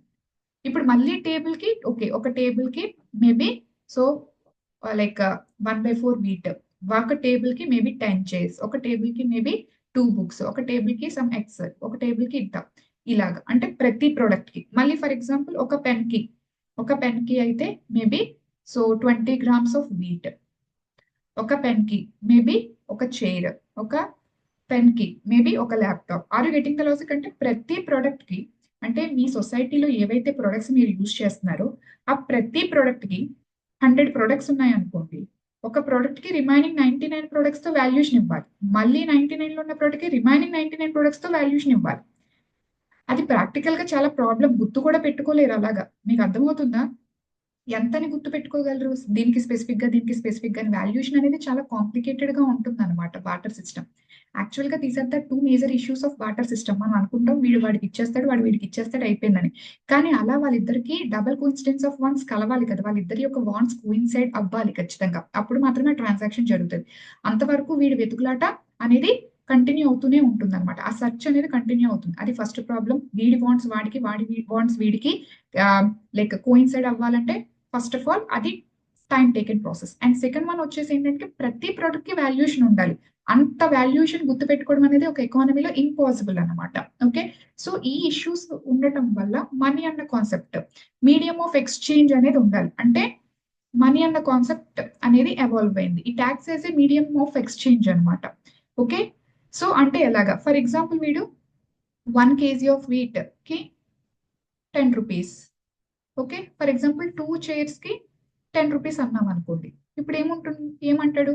1 kg ఆఫ్ వీడేంటి ఫర్ ఎగ్జాంపుల్ 10 రూపీస్ పే చేసేస్తాడు. 1 kg of what for example B అనే పర్సన్ కి ఇస్తాడు, 10 రూపీస్ పే చేస్తాడు. ఈ 10 రూపీస్ పట్టుకు వెళ్ళి ఏ అనేవాడు ఏం చేస్తాడు? ఏ డి దగ్గర ఎఫ్ దగ్గర 10 రూపీస్ పే చేసి వాడి దగ్గర ఉన్న చైర్స్ అనేది తెచ్చుకోవడం జరుగుతుంది. సో ఇక్కడ ఏంటి? ఆ పర్టికులర్ వెతుకులాట అనేది తగ్గిందా లేదా? సో కాంప్లికేటెడ్ వాల్యుయేషన్ ప్రాబ్లం అనేది తగ్గిందా లేదా? సో ఇక్కడ ఒక మీడియం ఆఫ్ ఎక్స్చేంజ్ కింద ఒకటిని ఇన్వెంట్ చేయడం ద్వారా ఈ రెండు ప్రాబ్లమ్స్ అనేవి మనకి సాల్వ్ అయ్యాయి అనమాట. సో మనీ అనేది అలా వచ్చింది. అంటే మనీ అనేది ఎందుకు ఎవల్యూషన్ వచ్చింది, ఎందుకు ఒరిజిన్ అయిందంటే బార్టర్ సిస్టమ్ లో ఉన్న ప్రాబ్లమ్స్ ని అడ్రస్ చేయడానికి మీకు మనీ అన్న కాన్సెప్ట్ అనేది వచ్చింది అనమాట. Are you getting the logic? So అందుకే మనీ అనేది మీకు మీడియం ఆఫ్ ఎక్స్చేంజ్ కింద, యాక్చువల్ దాని major function medium of exchange అనమాట. సో వీడికి కావాల్సింది 1 kg ఆఫ్ వీట్. సో బీకి అమ్మేస్తాడు, బి అనేది 10 రూపీస్ ఇస్తాడు. ఆ 10 రూపీస్ పట్టుకొని వీడికి కావాల్సింది వీడు కొనుక్కుంటాడు. ఒక మీడియం ఆఫ్ ఎక్స్చేంజ్ కింద ఇది యూటిలైజ్ చేయడం జరిగింది అనమాట. అయితే ఇప్పుడు మనం 10 రూపీస్ అని చెప్పేసాం. అయితే ఇనిషియల్ గా ఏమి అలా 10 రూపీస్ రాలేదు. సో ఇది ఎలా జరిగిందంటే ఫస్ట్ లో వాళ్ళ దగ్గర లివింగ్ థింగ్స్ ఉండేవి అనమాట. లైక్ హెన్స్ అని, కౌస్ అని, బఫెలోస్ అని అవి ఇచ్చుకునేవారు అనమాట. ఓకే, అంటే మేబీ 2 హెన్స్ ని లేకపోతే 1 హెన్ ని లేకపోతే ఒక కౌని అలా ఇచ్చుకునేవారు అనమాట. అది మనీ. ఫస్ట్ లో అది మనీ. ఫస్ట్ లో హెన్, కవ్వు ఇలాంటి లివింగ్ థింగ్స్ అన్ని కూడా మనీ ఇనిషియల్ గా. ఎందుకంటే ప్రజలు వాళ్ళ దగ్గర అవే ఉండేవి, ఆ లివింగ్ బీయింగ్సే ఉండేవి నేచర్ లో. కాబట్టి దాన్ని మీడియం ఆఫ్ ఎక్స్చేంజ్ కింద యూజ్ చేసుకొని ఓకే 1 kg ఆఫ్ వీట్ కి వీడు ఒక హెన్ ఇచ్చేవాడు బి. ఆ లైక్ ఆ హెన్ ని పట్టుకు వెళ్ళి ఏ అనేవాడు ఏంటంటే చైర్స్ కొనుక్కునేవాడు అనమాట. మీడియం ఆఫ్ ఎక్స్చేంజ్ గా లివింగ్ థింగ్స్ ఉండేవి. అయితే ప్రాబ్లం ఏంటి? లివింగ్ థింగ్స్ ఉండడం వల్ల ప్రాబ్లం ఒక సర్టెన్ పీరియడ్ తర్వాత ఏంటి? They are going to die, చనిపోతే ఖచ్చితంగా. ఇప్పుడు ఫర్ ఎగ్జాంపుల్ ఎఫ్ దగ్గర ఆ హెన్ ఉంది. ఎఫ్ దాని ద్వారాగా ఆ హెన్ ని వేరే వాడికి ఇచ్చి వాడికి కావాల్సిన కొనుక్కుందాం అన్న టైంకి హెన్ చనిపోయింది అనుకుందాం. అక్కడ వాడి మనీ లాస్ అయిపోయింది కదా. సో తర్వాత ఈ ప్రాబ్లం అనేది వచ్చింది అనమాట. సో లివింగ్ థింగ్స్ ని యూజ్ చేయడం వల్ల ఒక సర్టెన్ పీరియడ్ తర్వాత అవి చనిపోతాయి కాబట్టి వాడి మనీ లూజ్ అయిపోయేవాడు. ఇది కరెక్ట్ కాదని లివింగ్ థింగ్స్ నుంచి వాళ్ళు ఎక్కడికి వెళ్ళారు అంటే నాన్ లివింగ్ థింగ్స్ కి వెళ్ళారు అనమాట. లైక్ ఎలాగా? మేజర్ గా లెదర్ పీసెస్ ని ఎక్కువగా యూజ్ చేసేవారు. నాన్ లివింగ్ అంటే లెదర్ పీస్ ని మనీ కింద యూజ్ చేసేవారు అనమాట. ఓకే, సో కానీ లెదర్ పీస్ యూజ్ చేయడం వల్ల ప్రాబ్లం ఏంటి? అవి ఓన్ అండ్ స్వెన్ కదా, అదేమి లైఫ్ లాంగా లేకపోతే అదేమైనా పర్మనెంట్? మేబీ లివింగ్ థింగ్స్ అనేది ఒక సంవత్సరం 2 సంవత్సరాలు, లెదర్ ఏముంది మహా అయితే 5 సంవత్సరాల తర్వాత చిరిగిపోతుంది. ఓకే, సో వేర్ అండ్ టోర్ అవుతుంది. సో అది కూడా ప్రాబ్లమేటిక్ అయింది. సో లివింగ్ థింగ్స్ నుంచి నాన్ లివింగ్ థింగ్స్ కి వచ్చి, నాన్ లివింగ్ థింగ్స్ నుంచి మనకి మెటల్ కాయిన్స్ కి రావటం జరిగింది అనమాట. అక్కడి నుంచి మెటల్ కాయిన్స్ కి ఎందుకు వచ్చారు అంటే ఇందులో ఉన్న ప్రాబ్లమ్స్ ని అడ్రస్ చేయడానికి మెటల్ కాయిన్స్ కి రావటం జరిగింది అనమాట, మీడియం ఆఫ్ ఎక్స్చేంజ్ కింద. మరి మెటల్ కాయిన్స్ నుంచి మళ్ళీ చిరిగిపోయే పేపర్ కరెన్సీకి ఎందుకు వచ్చారు అనేది నేను ఇప్పుడు ఎక్స్ప్లెయిన్ చేస్తాను, వాట్ ఈస్ ఇట్ అనేది. సో ఇక్కడ వరకు క్లియర్ ఎవ్రీథింగ్. బార్టర్ సిస్టమ్ లో ఉన్న ప్రాబ్లమ్స్ ఏంటి అండ్ మనీ. సో మనీ అంటే ఏంటంటే money could be anything. Money అనేది లివింగ్ థింగ్స్ అవ్వచ్చు, నాన్ లివింగ్. ఇక్కడ మనీ కింద హెన్స్ ని యూజ్ చేశారు, కౌస్ ని యూజ్ చేశారు, లేకపోతే లెదర్ ని యూజ్ చేశారు, తర్వాత మెటల్ కాయిన్స్ ని యూజ్ చేస్తున్నారు, ఇప్పుడు పేపర్ కరెన్సీని యూజ్ చేస్తున్నారు. అంటే money can be anything, it can be anything. కానీ అది జనరల్ గా సొసైటీ యాక్సెప్ట్ చేయాలన్నమాట. As a means of payment కి society has to accept it. Okay, మనం అందరం అన్ని ఇప్పుడు మనీ కింద యూజ్ చేస్తున్నాం, లేకపోతే లెదర్ ని యూజ్ చేస్తున్నాం, లేకపోతే కాయిన్ యూజ్ చేస్తున్నాం, లేకపోతే ఇప్పుడు పేపర్ కరెన్సీని యూజ్ చేస్తున్నాం. అని సొసైటీ దాన్ని as a means of payment కింద యూజ్ చేసింది అనుకోండి, అది ఏదైనా మనీ అవుతుంది అనమాట. క్లియర్ ఇక్కడ వరకు? సో ఇప్పుడు మనం ఏంటి కరెన్సీ పేపర్ కరెన్సీని మనీ కింద యూజ్ చేస్తాం ఇప్పుడు అది. ఫర్ ఎగ్జాంపుల్ ఇప్పుడు ఇది కాదు. ఇప్పుడు చూడండి మీరు మీకు కరెన్సీ కాకుండా డిజిటల్ ట్రాన్సాక్షన్స్ జరుగుతున్నాయి. యాక్చువల్‌గా మీ అకౌంట్‌లో కనిపిస్తేనే వాడు అకౌంట్‌లో వేస్తున్నాడు. మేము ఫిజికల్‌గా కనిపించట్లేదు. బట్ నువ్వు దాన్ని యాక్సెప్ట్ చేస్తున్నావు. అంటే డిజిటల్ పేమెంట్‌ని నువ్వు యాక్సెప్ట్ చేస్తున్నావు. ఫ్యూచర్‌లో అదే మీకు మనీ అయిపోతుంది. Are you getting the logic? అందుకే అది మనీ అయిపోతుంది. ఎందుకంటే పీపుల్ ఆర్ యాక్సెప్టింగ్. సో స్లోగా ఏంటంటే డిజిటల్ కరెన్సీస్ వచ్చేస్తున్నాయి మీకు. మీరు చూసే ఉంటారు ఆర్‌బీఐ పైలట్ ప్రాజెక్ట్ కింద డిజిటల్ కరెన్సీస్ లాంచ్ చేసింది. మీకు అక్కడ డిజిటల్ కరెన్సీ కింద ఎలాగా సో ఆల్మోస్ట్ మీకు లైక్ పేపర్ ఇప్పుడు మన ₹5 నోటు, ₹10 నోటు, ₹20, 200 నోట్స్ ఏవైతే ఉన్నాయో అలాగే డిజిటల్‌లో కనిపిస్తున్నాయి అన్నమాట. ఆ నోట్సే ఏమైంది? సో అక్కడ మీ దగ్గర క్రెడిట్, డెబిట్ అక్కడ అలా చేసేస్తున్నారు. అంటే ఫిజికల్ గా కరెన్సీ లేకుండా ఉందన్నమాట. So it's nothing but the digital currency. దాన్ని జనాలు ఎందుకు యాక్సెప్ట్ చేస్తున్నారు? ఆర్‌బీఐ అలాంటి ఇన్నోవేషన్స్ ఎందుకు తీసుకొస్తుంది? Because money could be anything. ఇప్పుడు పీపుల్ దాన్ని యాక్సెప్ట్ చేయడం స్టార్ట్ చేశారంటే దాన్ని మనం వాడతాం. ఇప్పుడు ఫిజికల్ గా కరెన్సీ యూజ్ చేయడం వల్ల బ్లాక్ మనీ ఇలాంటి ఇష్యూస్ అనేవి ఉండిపోతున్నాయి కాబట్టి వీటన్నిటిని చెక్ పెట్టాలి అంటే so and more over RBI విపరీతంగా తనకు నచ్చినట్టుగా మనీ ప్రింట్ చేసేస్తుంది కాబట్టి డిజిటల్ కరెన్సీని ఇంట్రడ్యూస్ చేయడం. అంటే తర్వాత ఇప్పుడు వస్తున్న ప్రాబ్లమ్స్ ని అడ్రెస్ చేయడానికి ఈ కాన్సెప్ట్స్ వచ్చాయి. ఏంటి ప్రాబ్లమ్స్ వస్తాయి? ఎందుకు ఈ కొన్ని వచ్చాయి అనేది చూద్దాం. క్రిప్టో కరెన్సీ కాన్సెప్ట్ కూడా అక్కడి నుంచి వచ్చింది అనమాట. ఇదేంటనేది ఫర్దర్ క్లాసెస్ లో చూద్దాం. సో ఐ థింక్స్ ఇక్కడ వరకు క్లియర్ అనుకుంటా everything. What is meant by money? It could be anything. Okay. Society దాన్ని యాక్సెప్ట్ చేయాలన్నమాట. అంతే. సొసైటీ దాన్ని యాక్సెప్ట్ చేయకపోతే అది మనీ అవ్వదు అనమాట. ఫర్ ఎగ్జాంపుల్ ఇప్పుడు క్రిప్టో కరెన్సీ ఉందనుకోండి. క్రిప్టో కరెన్సీ అనేది మనీ అంటే కాదు. ఎందుకంటే నువ్వు లైక్ ఏ ఆటో ఎక్కో నా దగ్గర బిట్ కాయిన్ ఉంది. సో ఆ బిట్ కాయిన్ నువ్వు తీసుకో అని చెప్పేసానంటే వాడు యాక్సెప్ట్ చేస్తాడా? నాకు ఇదంతా తెలియదు. నా డబ్బులు నాకు ఇచ్చే అంటాడు. అంటే నువ్వు క్రిప్టో కరెన్సీతో ఏ షాప్ కి వెళ్ళో లేకపోతే ఏ ట్రాన్సాక్షన్ నువ్వు చేయగలవా? చేయలేవు. ఎందుకంటే ఇండియా దాన్ని ఒప్పుకోలే. కాబట్టి crypto currency is not a money. Crypto currency is not a money in India. ఎందుకంటే దాన్ని మనం యాక్సెప్ట్ చేయట్లేదు మీన్స్ ఆఫ్ పేమెంట్ కింద. ఫర్ ఎగ్జాంపుల్ డాలర్ ఉందనుకోండి. నీ దగ్గర డాలర్ ఉంది. సో నీ దగ్గర ఉన్న డాలర్ ని నువ్వు ఏ ఆటో వాడుకో ఏ షాప్ వాడుకో ఇచ్చావనుకోండి. నాకు ఇవన్నీ తెలియదు. నాకు నా మనీ ఇవ్వు అంటాడు. అంటే even dollar is not A money in India. Money అంటే పీపుల్ దాన్ని యాక్సెప్ట్ చేయాలి. అలా మనకి ఏంటి ఓన్లీ నీ దగ్గర ఉన్న ఫిజికల్ కరెన్సీ అంటే క్యాష్ లేకపోతే డిజిటల్ ట్రాన్సాక్షన్స్ డిజిటల్ పేమెంట్స్ ని మాత్రమే ఇండియా యాక్సెప్ట్ చేస్తుంది. అంటే ఇండియాలో మనీ రెండే ఒకటి క్యాష్, ఇంకొకటి ఏంటి bank account deposits, bank account transactions. అందుకే దీన్ని ప్రైమరీ మనీ అంటాం ఇండియాలో అండ్ దీన్ని సెకండరీ మనీ అంటాం. ఇనీషియల్ గా ఇది వచ్చింది. ఇనీషియల్ గా ప్రైమరీ అంటే నీ బ్యాంక్ అకౌంట్ కన్నా క్యాష్ కి మనం ఎక్కువగా ప్రయారిటీ అనేది ఇస్తాం. ఎందుకంటే స్టిల్ ఇప్పుడు దాన్ని మనం వ్యాలిడేట్ చేస్తున్నాం కాబట్టి. So it is the primary money. Okay. And moreover it is the secondary money. Bank account అనేది it is the secondary money. Okay clear ఇక్కడ వరకు? Money could be anything. Clear everyone. It should be generally acceptable by the society.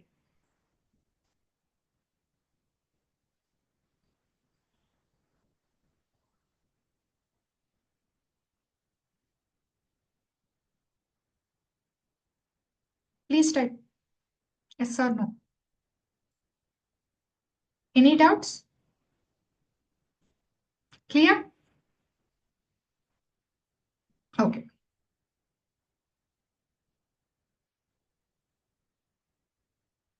Okay. So, can economy exist without money? Okay, economy అనేది money లేకుండా exist అవ్వొచ్చా? Can economy exist without money? Yes of course barter system money లేకుండా ఉంది కదా. Okay so money లేకుండా economies అనేవి exist అవుతాయా? Exist అవుతాయి. Example barter system. Economy collapse అయిపోయింది అంటాం. అంటే ఇక్కడ ఆ మనీ అనేది ఇంకా నో మోర్ వాల్యూ అనమాట. అంటే వాటికి ఇంకా ఎటువంటి విలువ లేకుండా అవి చిత్తు కాగితాలతో సమానం అనుకోండి. మళ్ళీ అలాంటి సొసైటీస్ అనేవి వెనక్కి వెళ్ళిపోతాయి. బ్యాటర్ సిస్టమ్ కి వెళ్ళిపోతాయి అనమాట. ఇక్కడ మళ్ళీ వాళ్ళు ఫస్ట్ నుంచి డెవలప్ చేసుకుంటారు అనమాట ఆ మనీని మీన్స్ ఆఫ్ పేమెంట్ ని. సో మనీ కాన్సెప్ట్ మొత్తం చాలా ఇంపార్టెంట్. ఖచ్చితంగా ఇందులో నుంచి క్వశ్చన్ రాకుండా పేపర్ ఉండదు ఎకానమీ ఎప్పుడు కూడా. సో ఈ బేసిక్ కాన్సెప్ట్స్ మీకు ఎంత బాగా క్లారిటీ వస్తే ఫర్దర్ కాంప్లికేటెడ్ కాన్సెప్ట్స్ అంత బాగా అర్థమవుతాయి. సో మీకు లైక్ క్రిప్టో కరెన్సీస్ లాంటి కానీ లేకపోతే మీకు డిజిటల్ అంటే డాలర్స్ ఎటువంటి ఫారిన్ కరెన్సీస్ కూడా ఇండియాలో మనీ అవ్వవు. ఎందుకంటే those are not acceptable as a means of payment in India. ఇండియాలో అవి జనరల్ మీన్స్ ఆఫ్ పేమెంట్ కింద మనం దాన్ని యాక్సెప్ట్ చెయ్యం కాబట్టి. So what are the functions of money? So what are the functions of money? So it acts as the medium of exchange. It acts as a medium of exchange. ఇప్పుడు అదే కదా explain చేశాను, medium of exchange కింద accept చేస్తాం because దీనివల్ల మనకి generalised purchasing power, because it has generalised కొనుగోలు శక్తిని ఇచ్చింది అనమాట. ఓకే, కొనుగోలు శక్తిని ఇవ్వడం జరిగింది. Generalised purchasing power. Goods and services are exchanged through the medium of money. Okay, because it has generalised. కొనుగోలు పర్చేసింగ్ పవర్ అంటే కొనుగోలు శక్తి అనమాట. సో కొనుగోలు శక్తిని ఇవ్వడం జరిగింది. Functions of money medium of exchange కింద యాక్ట్ చేస్తుంది. Can I say tax is common measure of value? మీకు వాల్యుయేషన్ ప్రాబ్లం చెప్పాను ఇంతకు ముందు. ఇప్పుడు అలా కాదు కదా. 1 pen equals to 10 rupees, 1 table equals to 20 rupees. ప్రతిదానికి ఒక వాల్యూ, ఫిక్స్డ్ వాల్యూ ఉంటుంది కదా. అంతేగాని ఒక pen equals to 10 tables, 5 chairs, 6 pens అని ఉన్న ఆల్మోస్ట్ 99 ప్రొడక్ట్స్ కి ఇవ్వరు కదా వాల్యూ. ఒకటే 1 pen equals to 10 rupees. So simple valuation ఈజీగా. సో దానివల్ల ట్రాన్సాక్షన్ అనేది ఈజీ అవుతుంది. సో దానికే దీన్ని బేసిక్ యూనిట్ ఆఫ్ అకౌంట్ అంటాం. అకౌంటింగ్ కి యూజింగ్ బాగుంటుంది అనమాట. అకౌంటింగ్ కి ఇది 10 రూపీస్, ఇది 20 రూపీస్, సో టోటల్ గా 30 రూపీస్. సో అకౌంటింగ్ కి యాడ్ ఆన్ చేసి అకౌంటింగ్ చేయడానికి సో చాలా సింపుల్ గా అవుతుంది మనీ అయితే మాత్రం. ఓకే, ఒక చైర్, ఒక టేబుల్, లేకపోతే ఒక పెన్, 10, 20, 30, సో టోటల్ గా 50, 60, టోటల్ గా 70 అన్ని ఒక అగ్రిగేట్ వాల్యూ ఇవ్వగలుగుతున్నాం. అదే నువ్వు బాటర్ సిస్టమ్ లో ఓకే నేను 2 హ్యాండ్స్ కొన్నాను, 11 ల్యాప్టాప్స్ కొన్నాను, లేకపోతే 20 ఫ్యాన్స్ కొన్నాను, సో టోటల్ గా ఇంత అని ఒక ఫిక్స్డ్ గా ఒక అగ్రిగేట్ వాల్యూ ఇవ్వగలుగుతున్నావా? ఇవ్వలేవు కదా. Are you getting the logic? So it is the common measure of value. Valuation problem ఇది అడ్రస్ చేసింది అనమాట, because it is the basic unit of account అనమాట. ఓకే, అండ్ మోర్ ఓవర్ ఈ మనీ అనేది రావటం వల్లే యాక్చువల్ గా మనకి లెండింగ్ అండ్ బారోయింగ్ అన్న ఫినామినన్ వచ్చింది. And it is standard for deferred payments అంటాం. డిఫర్డ్ పేమెంట్స్ అంటే ఫ్యూచర్ ఆబ్లిగేషన్స్. ఏంటి future obligations? Lending and borrowing. Future obligations ఏంటివి? Lending and borrowing. ఈ మనీ అనేది రావటం వల్ల మీకు లెండింగ్ అండ్ బోరోయింగ్ అనేది స్టార్ట్ అయింది అనమాట. ఎందుకు? ఇప్పుడు ఏంటి, for example 1 kg of wheat 10 rupees అనుకుందాం. 1 కేజీ ఆఫ్ వీట్ 10 రూపీస్ అని చెప్పేసి అని అనుకుందాం. Okay, so and moreover 2 chairs 10 rupees అనుకుందాం. So 1 kg of wheat 10 rupees, 2 chairs 10 rupees అనుకున్నాను. నువ్వు వాల్యుయేషన్ ఇచ్చావు అనుకున్నావు. Okay, so 1 kg of wheat 10 rupees కదా. సో నువ్వేం చెప్తున్నావంటే ఈ చైర్స్ ఉన్న వాడికి, సో నాకు లైక్ చైర్స్ కావాలి, సో కాబట్టి నాకు 10 రూపీస్. ఏ బి వీడి దగ్గర చైర్స్ ఉన్నాయి. యాక్చువల్ గా నేను నీకు 10 రూపీస్ ఇస్తాను, నువ్వు నాకు చైర్స్ ఇవ్వాలి అంటే వీడు 10 రూపీస్ ఇస్తే వీడికి చైర్స్ ఇవ్వడం జరుగుతుంది. బట్ ఏమంటాడు, ప్రెసెంట్ నా దగ్గర మనీ అయితే మాత్రం లేదు, బట్ నాకు నీ దగ్గర ఉన్న చైర్స్ అనేవి కావాలి, సో నీ దగ్గర ఉన్న చైర్స్ అనేవి ప్రెసెంట్ నాకు ఇస్తావా? సో ఆఫ్టర్ ఒక 1 మంత్ ఆ 2 మంత్స్ నీకు ఇవ్వాల్సిన మనీ ఇస్తాను. సరే, అయితే నాకేంటి యూజ్ దానివల్ల అని అడిగితే, ఓకే యూ డోంట్ వరీ, నేను నీకు దాంతో ఇంట్రెస్ట్ వేసి ఇస్తాను, 12 రూపీస్ వేసి ఇస్తాను, నీ మనీ నీకు గ్రో అయినట్టుంది కదా, అప్పుడు నువ్వు ఇంకా ఎక్కువ గూడ్స్ అండ్ సర్వీసెస్ కొనుక్కోవచ్చు అని చెప్తున్నాడు. అంటే ఇప్పుడు దీనివల్ల lending and boring phenomenon develop అయింది. ఇంతకు ముందు అలా అవ్వదు. వాటర్ సిస్టమ్ లో లెండింగ్ అండ్ బోరింగ్ ఫినామినన్ అవ్వదు. ఎందుకు అవ్వదు చెప్పండి? ఇక్కడ వీడి దగ్గర వీట్ ఉంది, వీడి దగ్గర చైర్స్ ఉన్నాయి, వీడి దగ్గర ఉన్న వీడికి ఇస్తేనే వీడి దగ్గర ఉన్న చైర్స్ అనేది వీడికి, ఎందుకంటే అది ఆ టైంకి వీడికి నీడు. ఎందుకంటే వీడి దగ్గర ఉన్న వీటి ఇస్తేనే వీడు చైర్స్ ఇస్తాడు. వీడు ఏదైనా కొనుక్కోవాలి అంటే వీడి దగ్గర ఉన్న చైర్స్ ఎవరికైనా ఇస్తేనే కొనుక్కోగలడు. Are you getting the logic? వీడి దగ్గర ఉన్న వీట్ ఎవరికైనా ఇస్తేనే ఓకే వాడికి కావాల్సిన చైర్స్, వాడికి కావాల్సిన టేబుల్స్ వస్తాయి. వీటి ఇవ్వకుండా రావు కదా బాటర్ సిస్టమ్, ఎందుకంటే ఎక్స్చేంజ్ కదా, వీడి దగ్గర ఉన్నది ఇచ్చేస్తేనే కదా వీడికి రావడం జరుగుతుంది. Are you getting the logic? ఇక్కడ అలా కాదు, ఇక్కడ అలా కాదు కదా. సో నేను నీకు తర్వాత ఇస్తాను, ఎందుకంటే వీడి దగ్గర ఉన్న వీడు ఇవ్వాల్సిన నీడ్ లేదు, ఇక్కడ వీడి దగ్గర ఉన్నవి ఇవ్వాల్సిన అవసరం లేదు. సో మనీ కాబట్టి నేను నీకు తర్వాత ఇస్తాను, నీ దగ్గర ఉన్నది ప్రెసెంట్ చైర్స్ నాకు ఇవ్వు, నేను నీకు కొంచెం యాడ్ ఆన్ మనీ అనేది వేసి ఇస్తాను అని చెప్తున్నాడు. సో దానివల్ల నువ్వు బెనిఫిట్ అవ్వచ్చు. అంటే ఇక్కడ లెండింగ్ అండ్ బారోయింగ్ ఫినామినన్ అనేది డెవలప్ అవుతుంది మనీ వల్ల. లైక్ బార్టర్ సిస్టమ్ లో లెండింగ్ అండ్ బారోయింగ్ ఫినామినన్ అనేది మీకు ఉండదు. Is it clear everyone? Deferred payments అంటే మీనింగ్ అర్థమైందా? Please be active in the class.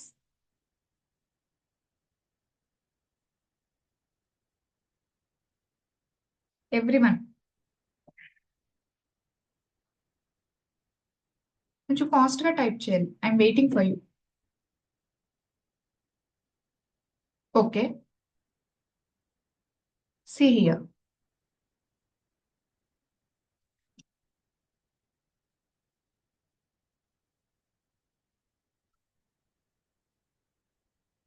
నేనేమంటున్నానంటే మనీ అనేది ఉండటం వల్లే లెండింగ్ అండ్ బారోయింగ్ జరుగుతుంది. లెండింగ్ అండ్ బారోయింగ్ డెవలప్ అయ్యాయి, అప్పు ఇవ్వటం అప్పు తీసుకోవడం అనేది డెవలప్ అయిందంటే it's all because of money అని చెప్తున్నాను అనమాట. It's all because of money అని చెప్తున్నాను. ఎలాగా? సి హియర్, బాటర్ సిస్టమ్ లో ఏంటి?